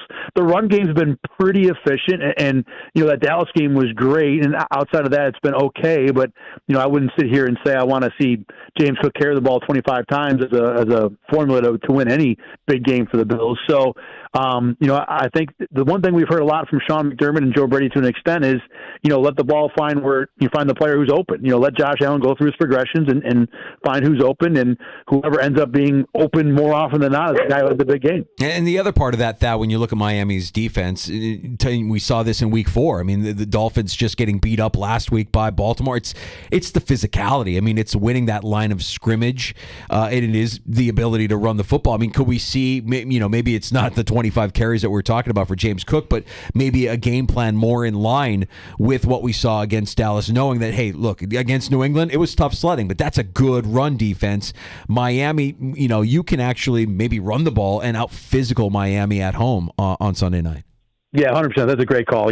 I think this is one of the few teams where, the Bills, both sides of the line, especially considering the situation Miami's in right now, can be the more physical team. And then look, their offensive line, as the season's gone on, has done a better job of understanding how to be successful in the run game, what works for them, and especially where Miami is now. Miami's interior is still pretty good. Zach Sealer and Wilkins are two of the best, or one of the best tackle combos in the league. Where they're banged up is on the edge, so this will still be a tough-ish team to run on. But the other thing that the Bills see a lot of is light boxes. I mean, James Cook's not running against 7-8 guys in the box because there's still so much concern about what Josh Allen can do in the passing game, and it helps to make the offensive line efficient. So I think we'll still see a pretty healthy dose of James Cook, because that's become a solid part of the offense, even when it's not at the Dallas level. And could it, the one thing the Dallas game proved is that is now in the bag for the Bills, that they get going and you let them, they will just hand the ball to James Cook and they can run you right out of the park and, go with 8-10 minute drives. And, all of a sudden Miami's trying to win the game with 6 possessions. And it makes it really, really tough when you're that efficient with a run game. We're talking to Thad Brown, News 8 here as he'll be down in Miami coming up Sunday. Bills and Dolphins on Sunday night. Thad, the performance of Rasul Douglas, not just this week, but, certainly AFC Defensive Player of the Week. The best in-season pickup for the Buffalo Bills since the Super Bowl years, could you say? I mean, where would this Bills team be without Douglas? It's a great call. Yeah, I mean, you start thinking about it, you might have to go all the way back to like the Cornelius Bennett trade before you start talking about in-season pickups that made this much of an impact. And, it's great because he understood the defense, understood the scheme, fit right in. And one thing that a lot of free agents that I've heard a lot, and I hear it more from the defensive line guys, mostly because that's where more of the free agents have been, but this is a defense that really lets guys be who they are, and Rasul talked about it when he first came over. The coaches were telling him do this, do that, do this, and he's like, hey, I can't operate with you guys, always in my ear all the time. And what the coaches did, what Rasul says the coaches did is figure out how to let him be him and how to kind of make the system work around him. And the thing with Rasul Douglas is that he is an excellent ball hawk, and he'll tell you, that's his game. And he jumps routes, he gets after plays. The flip side is he will give up some big ones.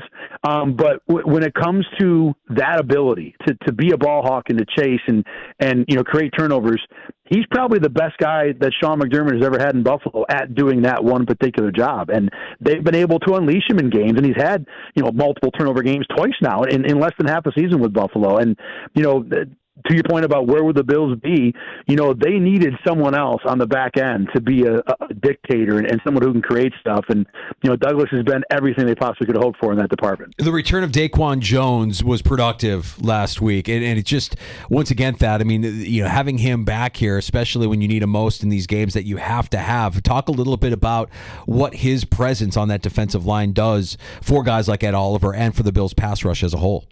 Yeah, I'm such a huge Daquan Jones fan, and he was just fine in game one. Played a full complement of snaps. Wasn't great, but I mean the first game back in 3 months, he'll be just fine. And he does so many things for the Bills. Number one, whatever rush lane he's in, he shuts the door on it. He occupies double teams. You're not running the ball in that direction almost all the time. He takes pressure off Ed Oliver now because now Oliver doesn't have to be that guy who's demanding a double team in the run game, who's making sure to be disciplined where he's supposed to be. You can free him up to maybe play make a little bit more. He also opens lanes for linebackers to make plays. Don't think that there's maybe a distinction or a connection between Terrell Bernard having a couple sacks the game that Daquan Jones comes back. And then he's just a good pass rusher. Considering where Von Miller is this year, you start thinking about who the best pass rushers are for the Bills. It's Ed Oliver, Leonard Floyd, and then in my opinion, it's Daquan Jones. So when you add that extra push up the middle, the guy that can kind of get pressure on his own, doesn't need to be schemed into it. It's just a huge, huge addition for the Bills and makes a difference in so many different departments. Thad Brown, News 8, our guest here, Bills and Dolphins Sunday night in Miami. Before that, we're going to be watching these other games. We've got the Steelers and the Ravens. A Ravens win, meaning the Bills at least will be punching their ticket. Same thing with a Titans win over the Jaguars. I mean, handicap those games for us. I mean, what are the chances that one of those two teams will pull off an upset and at least you get a little breathing room for Buffalo? I think pretty reasonable. If you want me to pick them both, I'm picking them both to go the wrong way for Buffalo, but I'm not super confident about either one. The Ravens won't play Lamar Jackson, but Huntley has proven on multiple occasions to be a very capable backup. Not just as dangerous, but dangerous in a similar way to Lamar Jackson out of the backfield. The thing with that is, the Steelers kind of all season have been, finding their way through games. Mike Tomlin, that defense, do so many things just fundamentally well, and they seem to have found at least a little lightning in the bottle with Mason Rudolph. And, with Baltimore not playing starters in a game where, their number one goal is to get through it healthy, to me, you always take the more desperate team. So I think Pittsburgh finds a way. I think the more likely upset is Jacksonville, Tennessee, because Tennessee doesn't have a playoff, future, this is going to be the end of their season. So there's no reason not to empty the kitchen sink for this one. And, if Trevor Lawrence doesn't play, and it sounds like he's, certainly on the bubble at best for Jacksonville, then Tennessee might go into the game with a slightly better quarterback. I think that's arguable. But, without Jacksonville having that distinct advantage, the Mike Vrabel's an excellent coach. He'll have that team ready to go. Titans are going to be dangerous. I think the thing with that game is that Jacksonville's defense doesn't get talked about enough. It's been pretty good, pretty dependable lately. And although Tennessee might have the better quarterback, whether it's Tannehill or Will Levis, no one's scared of that, especially if you have, Josh Allen, the other one on your side for Jacksonville. So, if I'm picking them, I'm picking Pittsburgh and Jacksonville to win the games. But, the other side of both those games are very, very live as a winner. Thad, let's allow ourselves for a moment to envision the Buffalo Bills winning on Sunday night and being the 2 seed in the AFC postseason. Which team presents the easiest path for the Bills to advance to the divisional round? Which 7 seed would give the Bills the least amount of trouble?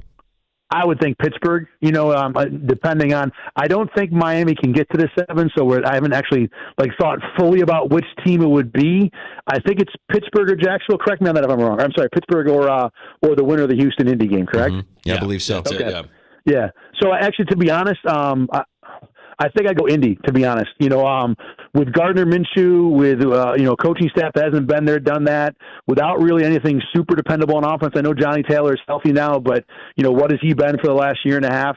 I think Indy is probably the easiest and the best opportunity for the Bills because Pittsburgh, like I said, with Mason Rudolph, that's not a sick offense or anything, but it's Mike Tomlin. It's a really good defense. I mean, T.J. Watt can wreck games by himself.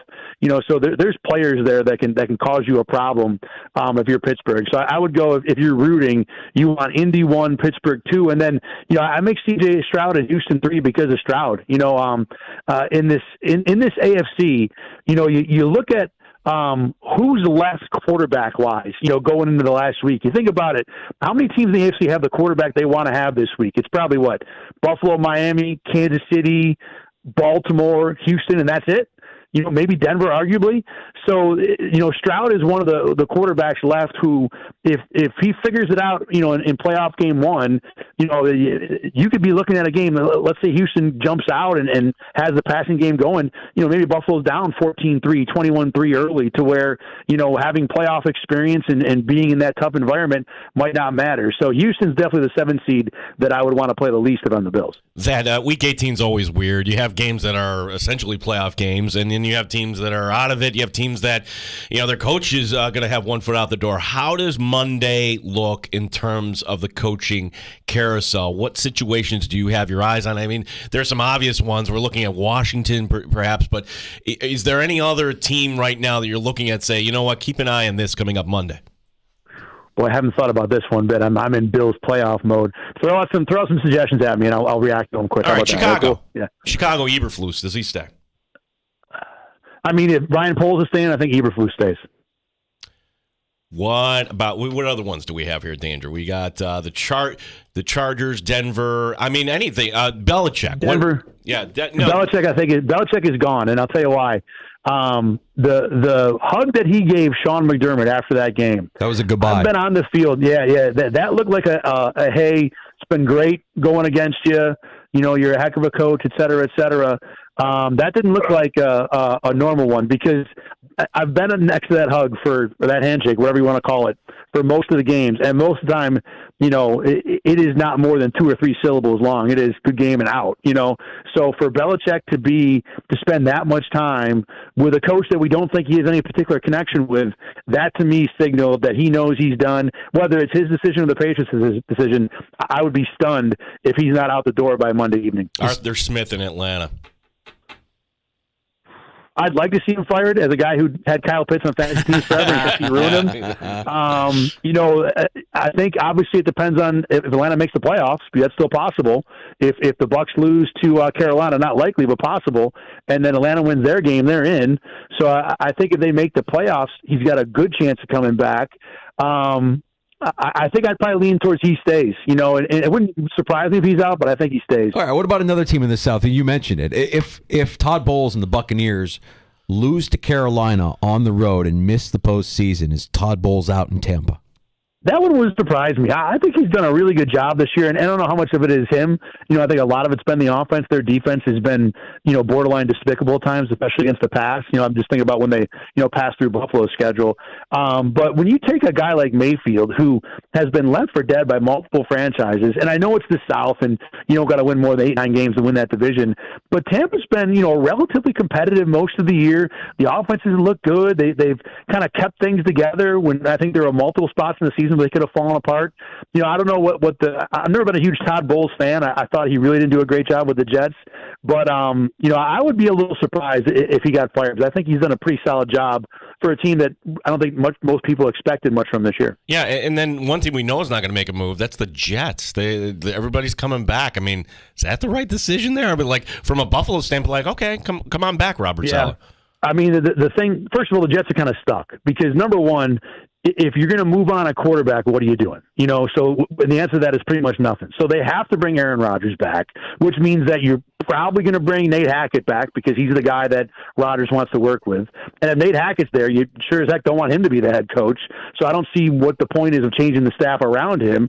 So then you're pretty much stuck with the coach you have. And I'll make the argument for it for two reasons. Number one, with the GM, look, he has not built a good offensive line with the Jets at all in all the years he's been there. And he's missed on a quarterback, but there have been more hits with Joe Douglas than misses. I mean, the defense is really good, and he nailed two super elite weapons on offense. So that's a lot of positive moves when as a GM. And then number two, with Robert Saleh, even though I think there's a lot of reason to think that he's just not going to work as a head coach, he has never not had Zach Wilson as a quarterback. I mean, I don't know what coach would be any good, with that guy as your only quarterback for 3 seasons. And the bottom line with the Jets is that their plan next year is to basically run back the plan they had this year, which is Aaron Rodgers fixing the offense by himself, the defense still being great. And yeah, Aaron Rodgers is a year older and maybe a little less dependable, but it's basically the same plan they had last year. And people thought that would go to the Super Bowl. So I don't think it's a terrible idea to run it back. Is it something that's not going to work? I think it's distinctly possible, but I also don't think the Jets have a better choice. Thad, what about all the rumblings that are coming out of Philadelphia? And look, they're a playoff team. Sirianni's not going to lose his job next week, but there certainly have been some calls based on how that team has failed to perform, especially on the defensive side of the ball here after just making the Super Bowl last year. Yeah, there's been a lot of smoke out of that situation. And, they were 10-1, but even their 10-1, it had all the signs of something that was going to fall apart. I mean, they won so many games where you look at stats or how the game went and wonder, how the heck did Philly pull that off? They were, down at the half multiple times, just, playing almost lackadaisical. I remember first 3 weeks of the year, I was thinking, wow, it looks like they got a little hangover, a little overconfidence in terms of not having to show up. And they just never got out of that mode. They never looked like they were, dictating or moving, playing from a position of strength. They were pulling things out, but didn't look like the team that just dominated everybody up front last year. And I think finally the bottom has fallen out. Now, how much of that is on coaching? Who knows? If I'm stepping back, I know Philly kind of has its own little culture with how they treat coaches and stuff, but I would think I'd want to keep that guy around. Now, that being said, there's got to be a reason why this team is all of a sudden losing a bunch of games, dropping games at home to an Arizona team they probably should beat. So it's not out of the realm. I think a normal team would keep the coach, but maybe not in Philly, where they've had championships lately, or at least one, to where that they feel like they can, demand better from who they got. So Sunday Night Football, Thad, how does it work this week with Buffalo Kickoff Live? So we'll be on at normal, 11 o'clock. We'll be on the field at Hard Rock Stadium. It'll probably just be us and like 3 guys, cleaning garbage cans or whatever, but we'll be there. And we'll have you ready 11:30 on Channel 8. If you're in Buffalo or heading that way, we're on the WLNO at 11 a.m., so it's a full hour show.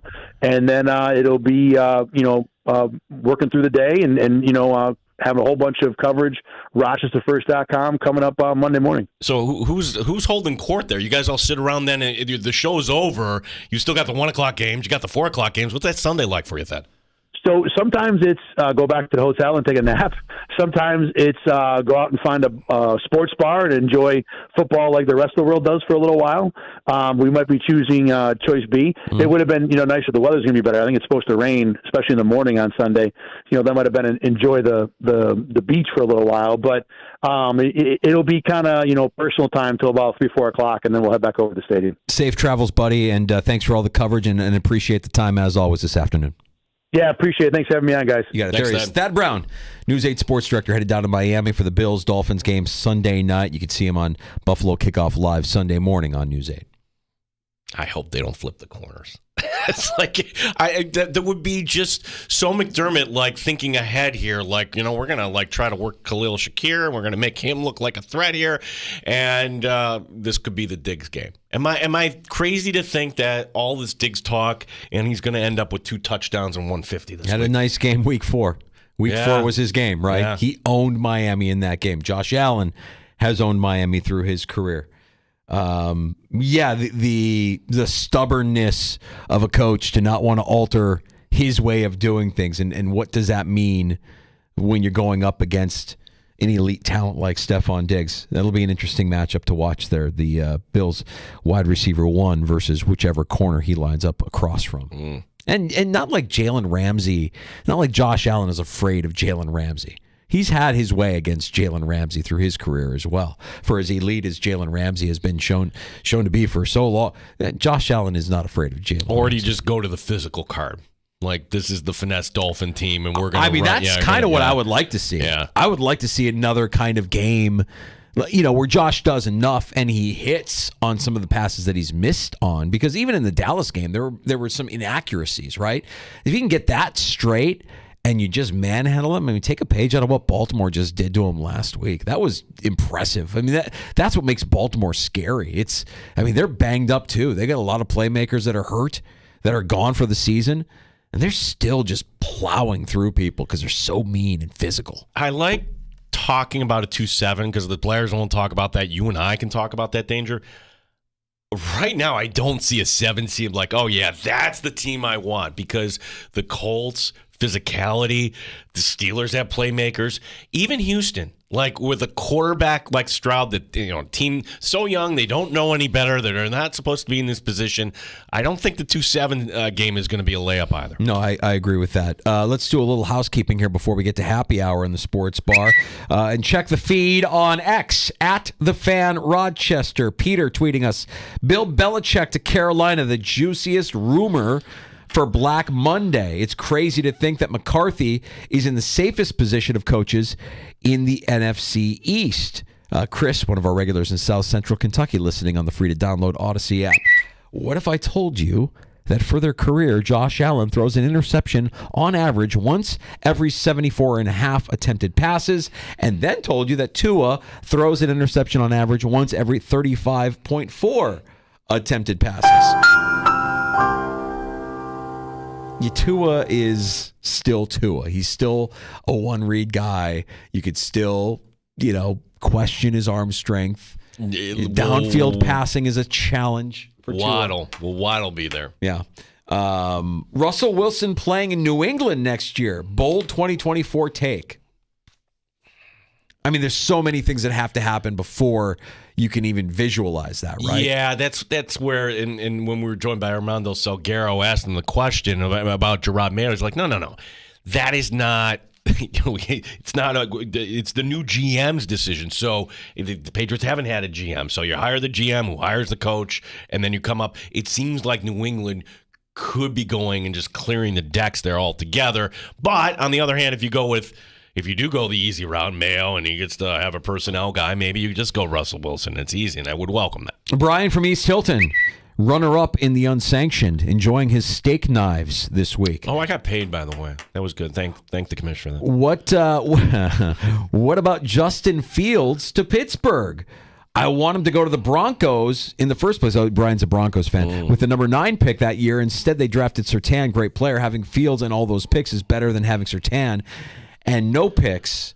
Oh, Brian's silly season. If Ryan Poles is doing his job, you're going to have Justin Fields rumors left and right, and like the Bears are going to have all these rumors tied to them, and Fields to Pittsburgh, sure, that'll be a rumor. Let those rumors fly, because those rumors get you more draft capital when you eventually trade out at the number 1 overall pick. You have to give that impression, even though you probably get the sense Fields is coming back. I would imagine Fields is coming back. That's where I'm planting my flag. Well, that's the weird thing about Week 18. So what if Fields is disastrous up in Green Bay? You're like, oh no, what are we doing? I'm allowing myself back in. I'm planning on Sunday afternoon before the Bills game. Oh, you are an addict, dude. I am going to watch with my buddy Tony, and we're going to watch the Bears and Packers like we did Week 1. And my hope is that we have a different outcome. This is the definition of insanity, Gino. It is the definition of insanity. But this means something. If they beat Green Bay at Lambeau, Detroit did the same thing last year, Week 18, and it kind of vaulted them into a different stratosphere. They've got some momentum right now. Oh, my gosh. You are comparing the Bears to where Detroit was a year ago? Yeah. Do you have a fever? Are you feeling all right? Did you catch Michael? What are you doing? I'm good. No, not happening. No, you fool! Like you're setting yourself up like you were delusional. No, it's like me as a Met fan. What are you doing? Don't you remember Week 1? Like Love is going to go in there. He's going to flick you away like a bug. Different defense. All right. We'll see how it goes. Again, nobody cares when I'm right, but we'll see how it goes. We'll check notes on Monday morning. We're going to get to happy hour next. We have time for your calls if you want to join us as well. 585-866-4FAN. That is the Good Smoke Barbecue and Pub Wingman line. Award-winning barbecue from Good Smoke Barbecue and Pub in the new location at 135 West Commercial Street in ER. GoodSmokeBBQ.com. You're listening to the Sports Bar.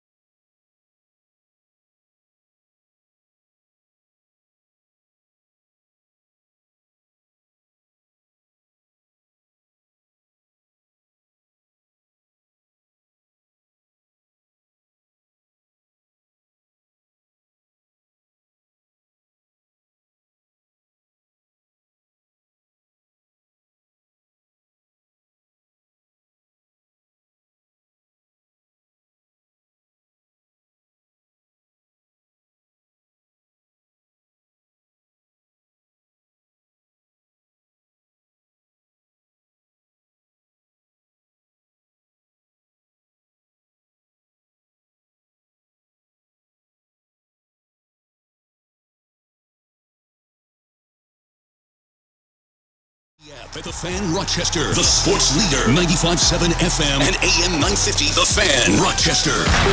Always live on the free Odyssey app. The Fan Rochester Sports Update. It's the first game of 2024 for the Buffalo Sabres as the team is in Montreal tonight. Head coach Don Granato wants a fast start. We got to get in the moment, period, and that's why I say that. Too much talk about the past, too much talk about concern of this or that. We need to get in the moment. We have not been in the moment with any consistency this year, and for us tonight, it's the next game, and that should be everything to elevate, to compete, and stay in the moment. Coverage begins at 7 here on the Fan Rochester. Amherst are back home tomorrow night against Cleveland. Two Bills named to the Pro Bowl, running back James Cook and offensive lineman Deion Dawkins. Bills and Dolphins coming up 4 o'clock. The pregame coverage begins here on the Fan Rochester on Sunday. Officials say it was a child playing with a lighter the cause of the fire to wide receiver Tyreek Hill's home. Dalvin Cook signing today with the Baltimore Ravens. Gene Battaglia, the sports leader, the Fan Rochester.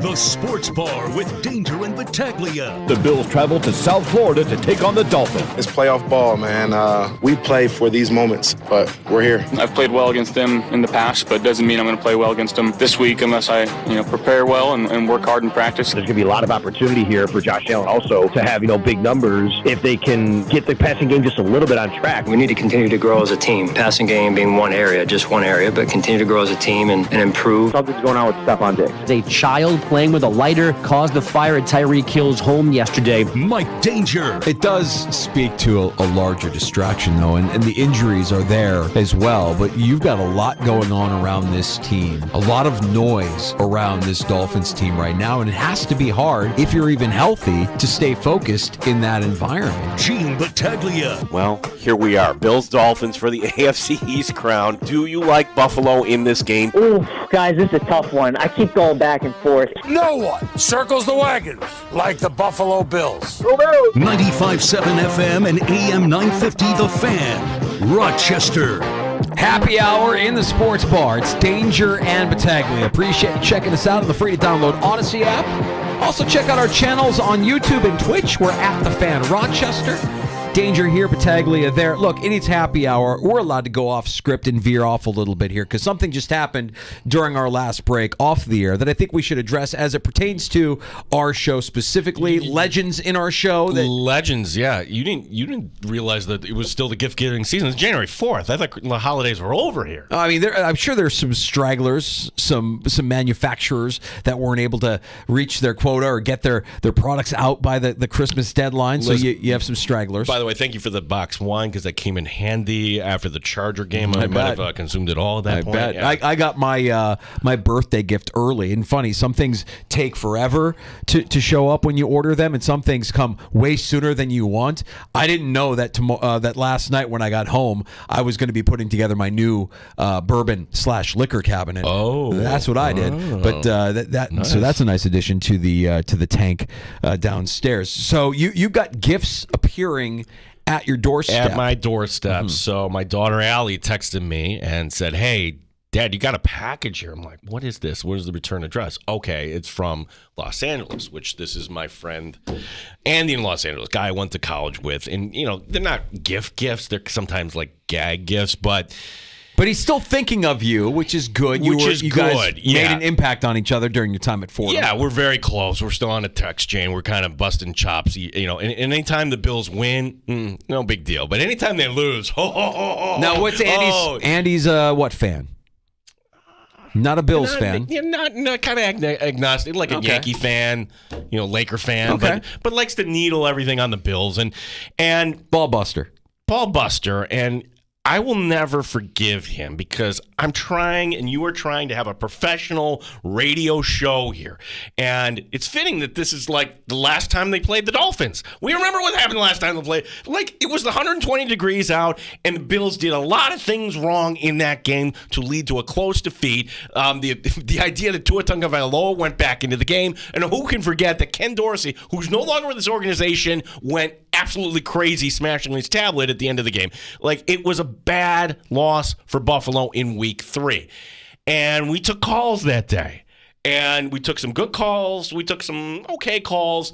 We took this call from Joe in Schenectady, which should have been the first clue. Like, wait a second. Red flag. Yeah, red flag, Schenectady. But, buttering us up, like telling us how much he loves, our show. This was the call from Joe from Schenectady. This dates back to last September. Actually, I should say September 2022. Yeah. I just wanted to say one other thing. Look, that they need a big, strong, powerful runner. Somebody like a Chuck Muncy. I think. There it is. There it is. Darn it. Gino got trolled. Yeah, Joe. So here's.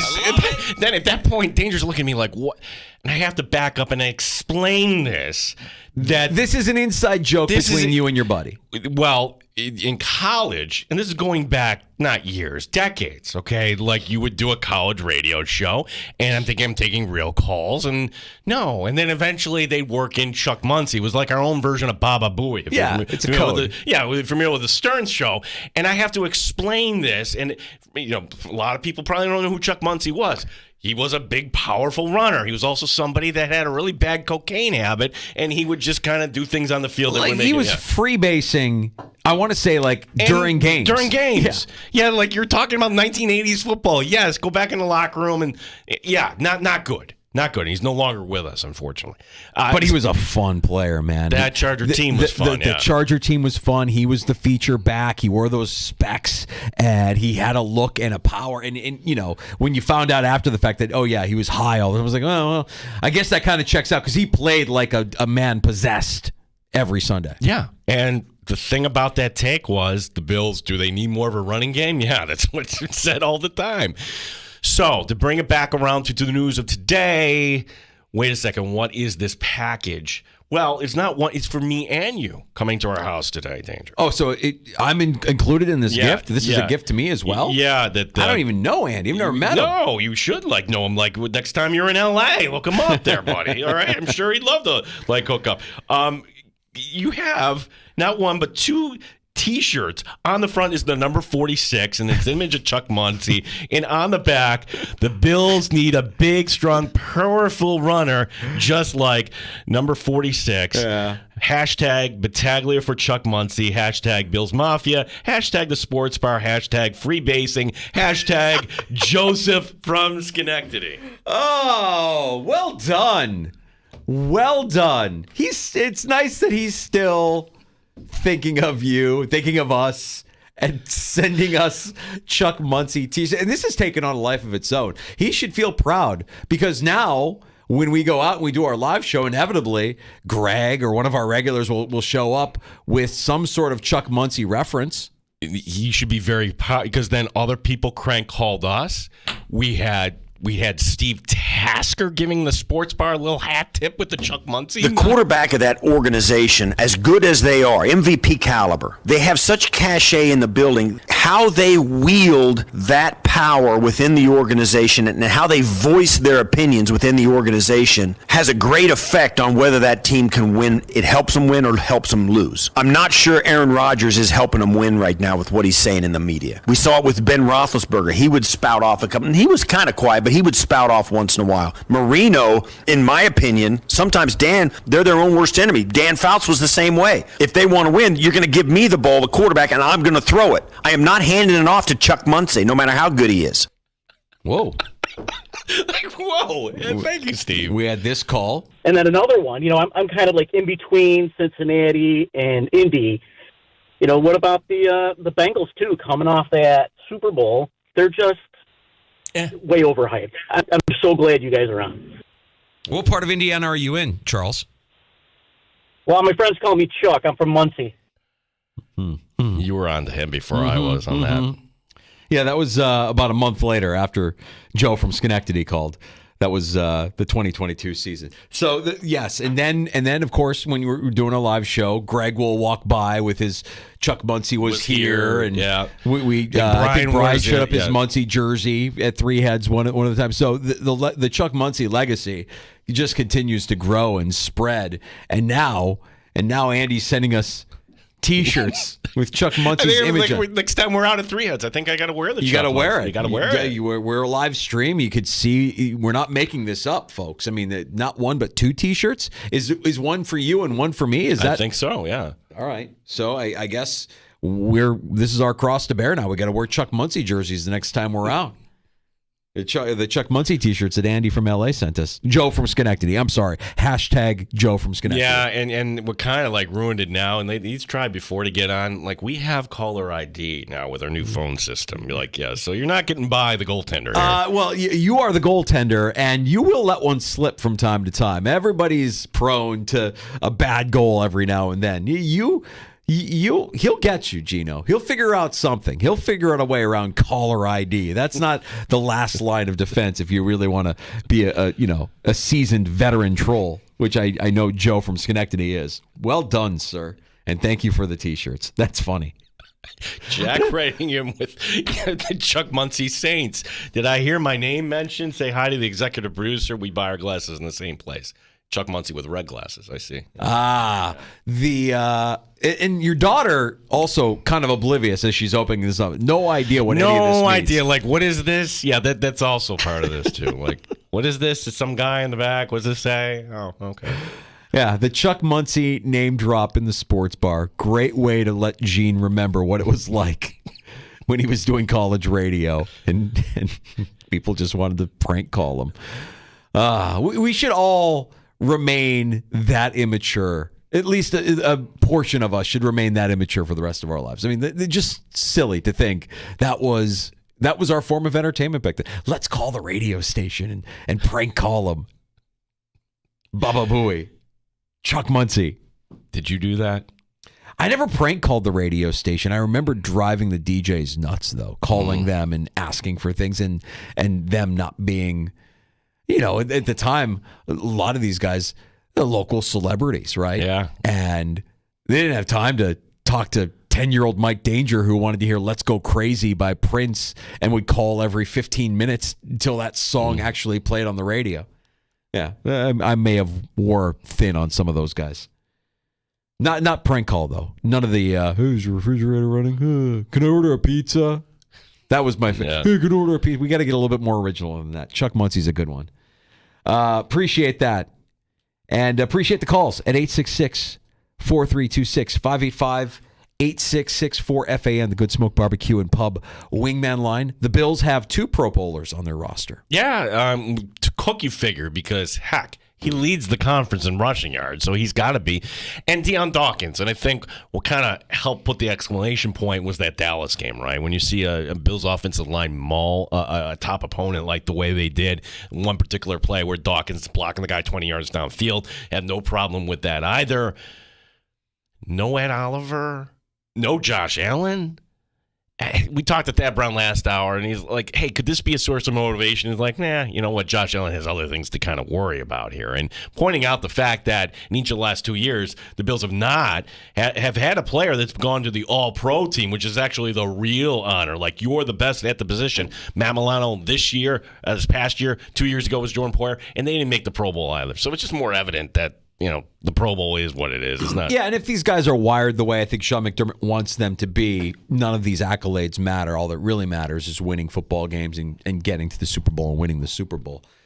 Anything short of that is considered failure or disappointment. So, but I have a feeling that when the opt-outs start happening, you're going to be hearing more and more about Bills stepping into the role of the Pro Bowl. You can say, Terrell Bernard made his first Pro Bowl. That wouldn't shock me. Ed Oliver, is back at the Pro Bowl. Whatever it is, that's assuming that the Bills aren't playing in the Super Bowl, because then all bets are off and you don't have to go to the Pro Bowl, right? So that happens. And I was kind of wondering if that, we were discussing earlier, if that was something that the players carry a chip on their shoulder, knowing that they got snubbed. And, Thad was kind of astute to point out that these guys are all self-motivated. They don't really need further motivation. That every player is just wired. They're wired in a way we can't really comprehend, I think. Armando was fantastic as well. Armando Salguero from Outkick joined us in the 3 o'clock hour from Miami. We've dubbed him the real Mr. 305. And gave us some good insight on the Miami Dolphins.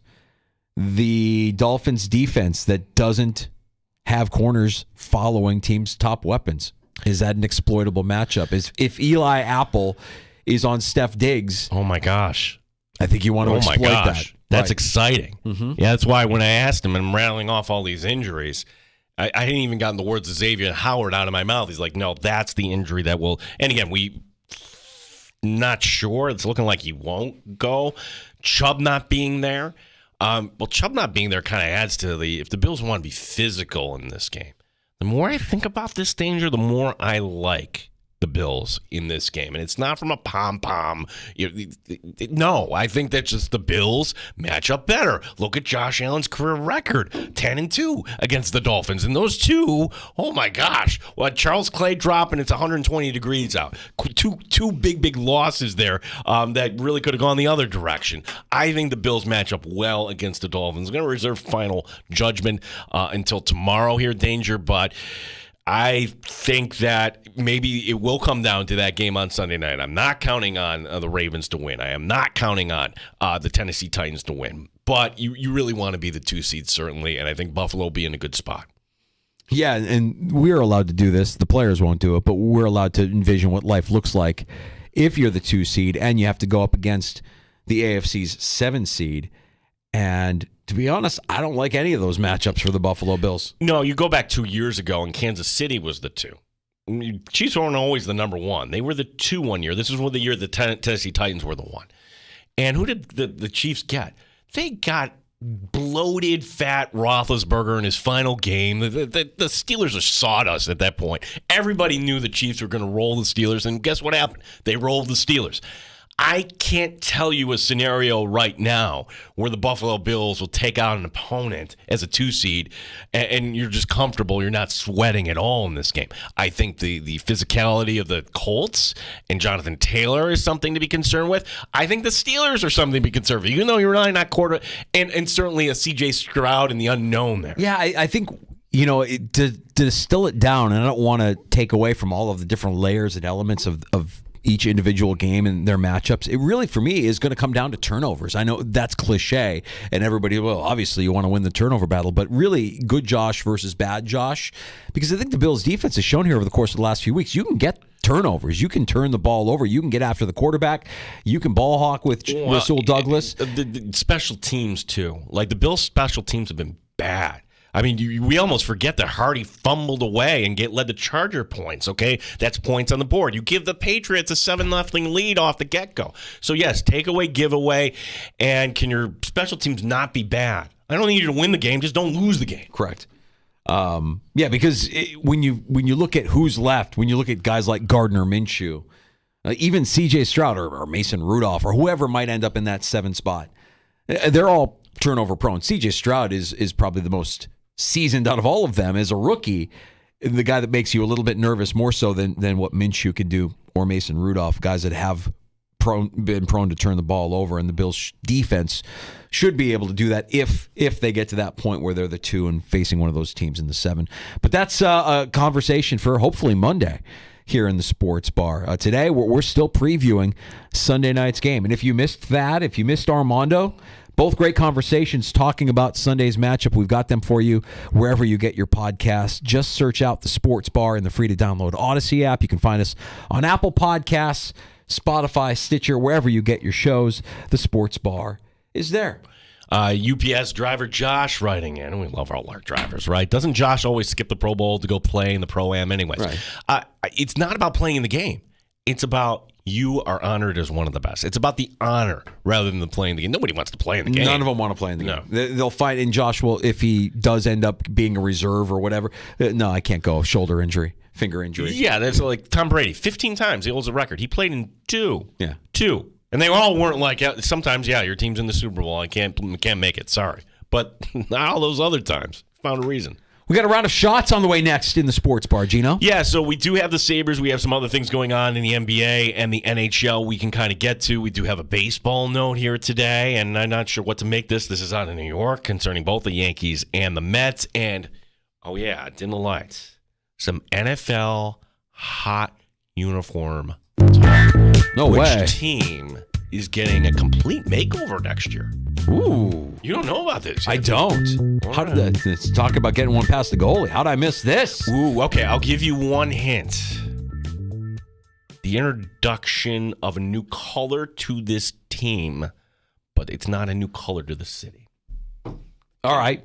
You got that? I'm intrigued. We'll get into that more. A round of shots on the way. And time for your calls before we wrap up at 6. Last call is coming up as well at 585-866-4326. It's the Sports Bar with Danger and Battaglia on the Fan. You're listening to the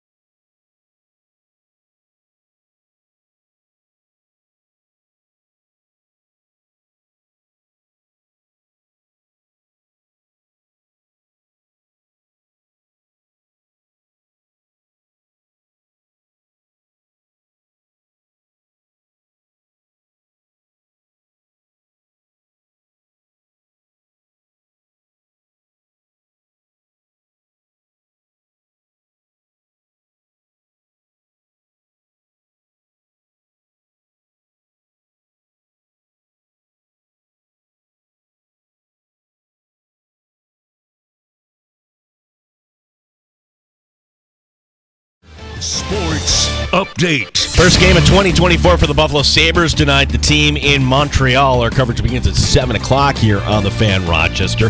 2 Buffalo Bills named to the Pro Bowl. Running back James Cook and offensive lineman Deion Dawkins. Dawson Knox talking about those Dolphins. We need to win it to get where we want to go. So this is just another week of that. They got a very talented team. Obviously a divisional opponent. We know each other pretty well, so I think it's a great opportunity for us to continue showcasing, I think, just what we've done with the season, what we're building up. The coverage Sunday begins at 4 o'clock here on the Fan Rochester. Officials say it was a child playing with a lighter the cause of the fire to Dolphin wide receiver Tyreek Hill's home. Dalvin Cook released by the Jets this week. It's a new home he's signing today with the Baltimore Ravens. Gene Battaglia, the sports leader, 95.7 FM and AM 950, the Fan Rochester. Odyssey is your home for all the audio that matters to you. Download the Odyssey app today to listen to the sports leader, the Fan Rochester. Whatever it needs to be, we have the tools. So we would rather it be in our favor. Nobody wants to have a shootout, but if it causes for a shootout, then so be it. And we can do it, as well as running it, as well as tricking you, as well as everything. So whatever needs to be done, that's the time that we're on to get a win. Multi-dimensional teams, whether it's running, passing, kicking, whatever the heck it got to be, we can do it. Deion Dawkins. That's Buffalo Bills Pro Bowl left tackle Deion Dawkins on Sunday's matchup against the Miami Dolphins. It's time for a round of shots in the sports bar. Yeah, there's a bug going around the Sabre dressing room. We knew this from Don Granato, missing a few games, which may have some surprise scratches in the lineup tonight for the Sabres. We're going to have to wait until game time here. Devin Levi returning to Montreal as the Sabres playing the Habs. Only Columbus and Ottawa have fewer points in the Eastern Conference. Good times. Puck drop at 7 here tonight on the Fan. It's I feel like I wish I could quit the Buffalo Sabres. I really do. I'll watch tonight because I'm curious. I just want to see what we were promised. This promise of hope that we had from last season going into this season that just hasn't materialized. It's been hard, man. It's been a hard team to watch. It's like we've taken a step back. And the thing is, there have been Sabres teams that just flat out aren't likable. I like these guys. I like this team. I like the talent that's there, which makes it even more maddening. It's like you want to see these guys succeed. At least I want to see these guys succeed. There have been guys in the past who are like, that guy's a jerk. I don't care if he comes or goes. These guys, I want, it's going to be sweet when it does connect. And I guess the reason why I continue to follow along is because I'm waiting for that moment where it does connect, that aha moment where it's like, okay, they're on one. Yeah. But it might be too late by that point. Yeah, and it might not happen at all. It might not happen at all. The Leafs, did you catch that they sent down goaltender Ilya Samsonov, clearing waivers? So he's now to Marley. I mean, look, this is proof that goaltending sometimes is witchcraft and can go south real quick. .862 is save percentage. Anything below 90 is questionable. That's really bad. 3.94 goals against. And he had scored second worst amongst goalies with at least 10 appearances. He allowed 5 of the 9 goals in the Sabres game. Sabres win last week. How many did he give up? He allowed 5 of the 9 goals. Yeah, 9 times. Those are 9 goals that the Sabres put in response to the 9 goals they gave up against Columbus. So the next time the Amerks play the Marlies, we got to wait till February 19th. I don't know if he'll still be there. Addition to the Sabre game tonight, 12 other games in the NHL. See, this is the NHL actually being smart. First Thursday night football since what? Labor Day week. It's weird not having a football game tonight to look forward to. I always look forward to that Thursday night game, even though the majority of those Thursday night matchups haven't been that compelling. It's just now a different routine. And what are you going to fill the time with? Well, the NBA's got 2. TNT's got all the NBA viewership tonight because the ESPN NHL package with all these games tonight. Yeah, I'll be bouncing around. So ESPN has Pittsburgh Boston tonight at 7. That's interesting. The NBA today fining Brooklyn $100,000.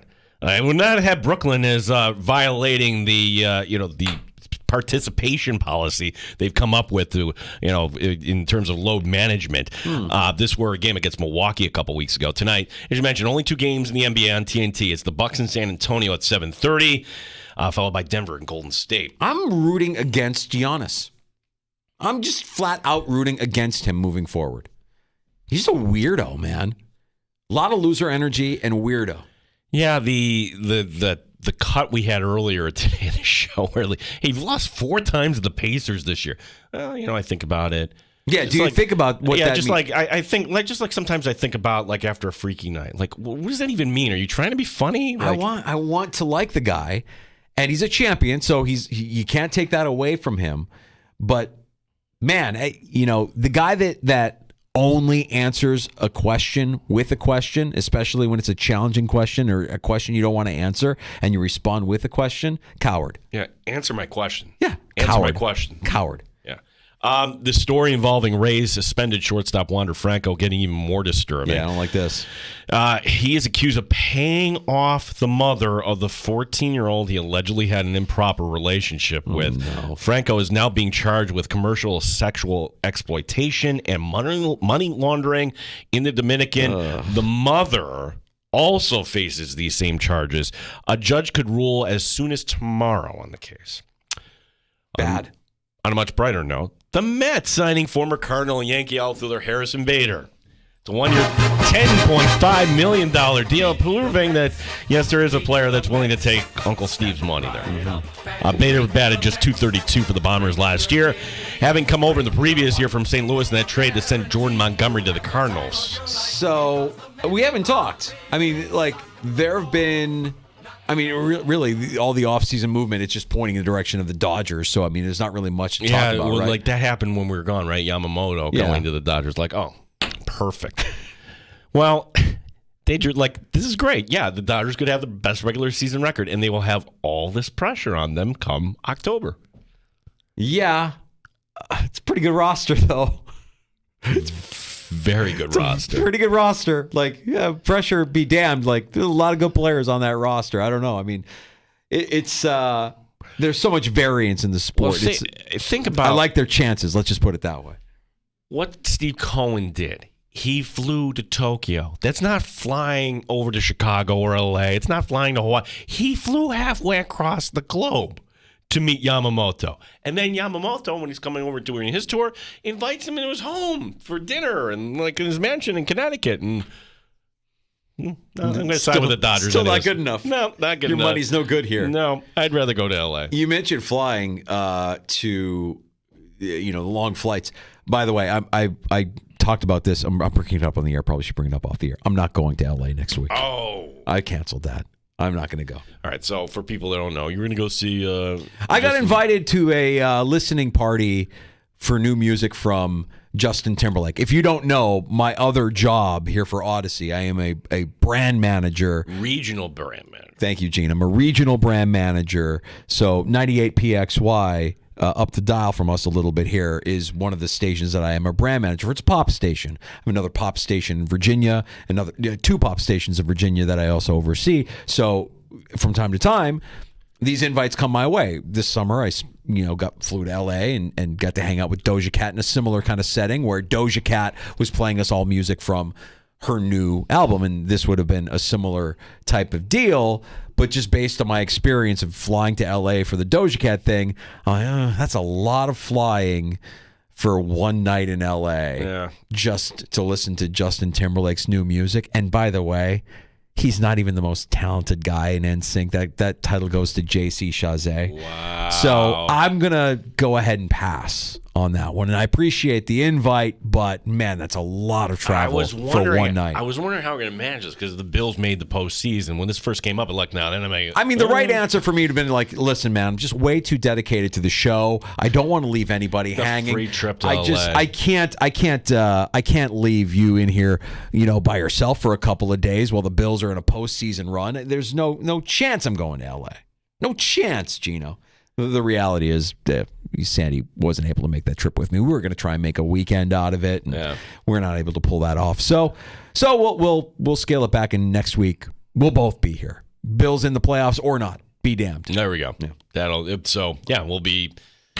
Although, do we want to do MLK Day if the Bills are? If the Bills are eliminated, we're taking MLK Day off. We're going to take the day off. We're taking that day off. If the Bills are eliminated this weekend, you won't hear us a week from Monday. Finally, Danger.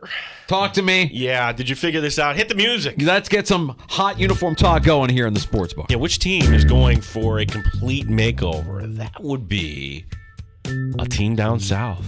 The Houston Texans will unveil their new uniforms coming up NFL Draft Week, which will bring in April 25th. We don't know the exact date, but the question today being, like, what color are they going to go? Well, we know this. The logo on the helmet will remain the same. Fair. But the remainder of the uniform, everything, jerseys, pants, socks, and they're going to introduce a new color. They're introducing... Better be powder blue. It is. They call it H-Town Blue. Yeah. Now, this is interesting because when Bud Adams moved the team from Houston to Tennessee in 1996, he took all the history, including the logo and team name, barring its use by the Texans. That's why, like, the Houston Texans can't use the Houston Oilers throwbacks. Ergo, they can't even use the color. That's right. It's insulting, if you're a Houston football fan, insulting to see the Tennessee Titans trot those throwbacks out, those beautiful throwbacks out, especially when they're playing against the Houston Texans. What are we doing? It's crazy. Yes, so it's this is according to Texans broadcaster Mark Vandermeer. There's a 120-year legacy in H-Town regarding, we'll call it light blue color. We'll finally call it H-Town Blue now because our city, we own that color at this point. He goes on to point how the police department uses that light blue and other places in Houston. So they are going to incorporate the light blue, but I'm worried that it's going to end up looking like the Titans, though, right? Like if you keep the Navy and maybe you ditch the Navy. How would that look? I think they'll look okay. I don't think you'll get them confused with the Titans. I don't think that the Titans have kind of steered more towards that darker blue anyways, right? Like they've kind of lost their way in terms of how they look. I do like the idea of the powder blue coming back to Houston. And really what this is about, they had to have seen just how many of those throwbacks got gobbled up by fans of both Houston and Tennessee. Because as soon as was there a sharper throwback than the Titans in those Houston Oilers throwbacks this last season? Not the at all. Kelly Greens for the Eagles, fine, whatever. Yeah, like the creamsicles, like that's for as much hype as we gave the creamsicles, felt like a letdown. Yeah. Felt like a letdown. Didn't really hit the way I thought it would. But Houston, the way those Houston Oilers get-ups that Tennessee wore, did they win both of those games? I thought they won both of those games too, didn't they? Yeah, they won the one where Hopkins all of a sudden looked like it was from 10 years ago. Yeah. Can't lose when you look that good. You just can't lose when you look that good. And I'm sure the fans gobbling up the merch probably helped with that decision as well. Let's sell more jerseys. Let's bring back the powder blue. Yeah, it's not a throwback because it's something different, but you're throwing something back. It always works when that team won. Now, the Houston Oilers never really won anything. Yeah. But you remember them fondly. So this is where I make my appeal. You know, we remember fondly the Bills Super Bowl years. Yeah, we can't get a red helmet. Red helmet. Right. Yeah. Right. And then, of course, you make that switch, and then everybody will long for what we had before. Like, the Sabres can't win in their royal blues. Remember the fight for royal blue? We want royal blue back, royal blue. Okay, you got royal blue. We're still not winning games. All right, let's bring back the goat head. Hey, we're not winning. We're winning games with the goat heads. Just wear the goat heads all the time. No, you're not winning games with the goat heads anymore. What are we doing? Yeah, next up it'll be the banana slug. Bring the banana slug back, Danger. We're running out of options. Yeah. We're running out of options. Well, that is some hot uniform talk, Gino. I can't wait to see what they unveil. When will we know? Will we know by draft? Yeah, April 25th is draft week. I can't believe we're already making plans for the draft. Mm-hmm. Like, we're going to be out Thursday. We're going to be out Friday. Making plans for March Madness, the tournament, everything. Yeah, it's going to be fun. We got to get out more. That's a good resolution for 2024. The Sports Bar does more live shows. Want to engage with you in person more. That would be fun.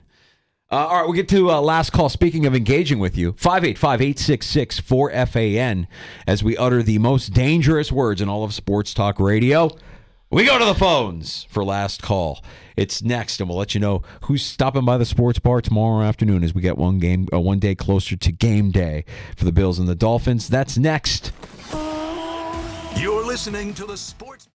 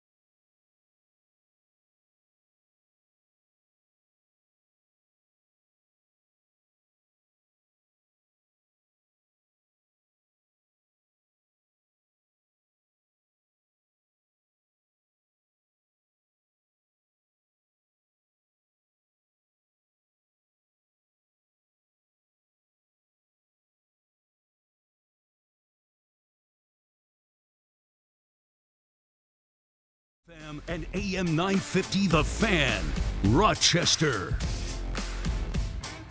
New year in the sports bar. Same regulars stopping by to share their opinions. John in Rochester, it's last call at 866-4326, 866-4FAN. How are you, you Spartan you? I'm doing great, guys. Where would you rather be than right here, right now? We predicted it. 5 weeks ago, we predicted it. We predicted that the Bills would be facing I predicted it the preseason, but nobody cares when I'm right. But I got to tell you, you know what I'm going to miss in 2023, and maybe you can help me out today? I need that Horvath and John Ram rant. All right, so we'll reset for those that are new to the show. If you're in Rochester or Western New York, but mostly Rochester, we have an accent. We don't recognize it because we're so close to it. But when you go someplace else and you speak, it's like the Southern drawl. We have a hard A. It's I want some hats. I want some hats. Yeah. Yeah. Right? Oh, yeah. Oh, yeah. You're right. It's that whole thing. Oh, yeah? Well, I'm going to go up to Buffalo, and I'm going to go get some hot wings and blue cheese. And then after that, I'm going to take my kids to the Bills game. It's an exaggeration of our grating accent. And for a good spell there, earlier in the infancy of the sports bar, we from BetQL, we had Ryan Horvat on with us.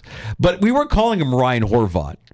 We called him Ryan Horvat. And he's the gentleman that he is. Didn't correct us. Did not correct us. We're mispronouncing his name. It's a soft A. It's not hey, it's Ryan Horvat. In my defense, though, Bo, the player that is with the Islanders now, Bo Horvat, he goes by Horvat. So Bo Horvat, right? Yeah. So that's. I think you can forgive me for that one.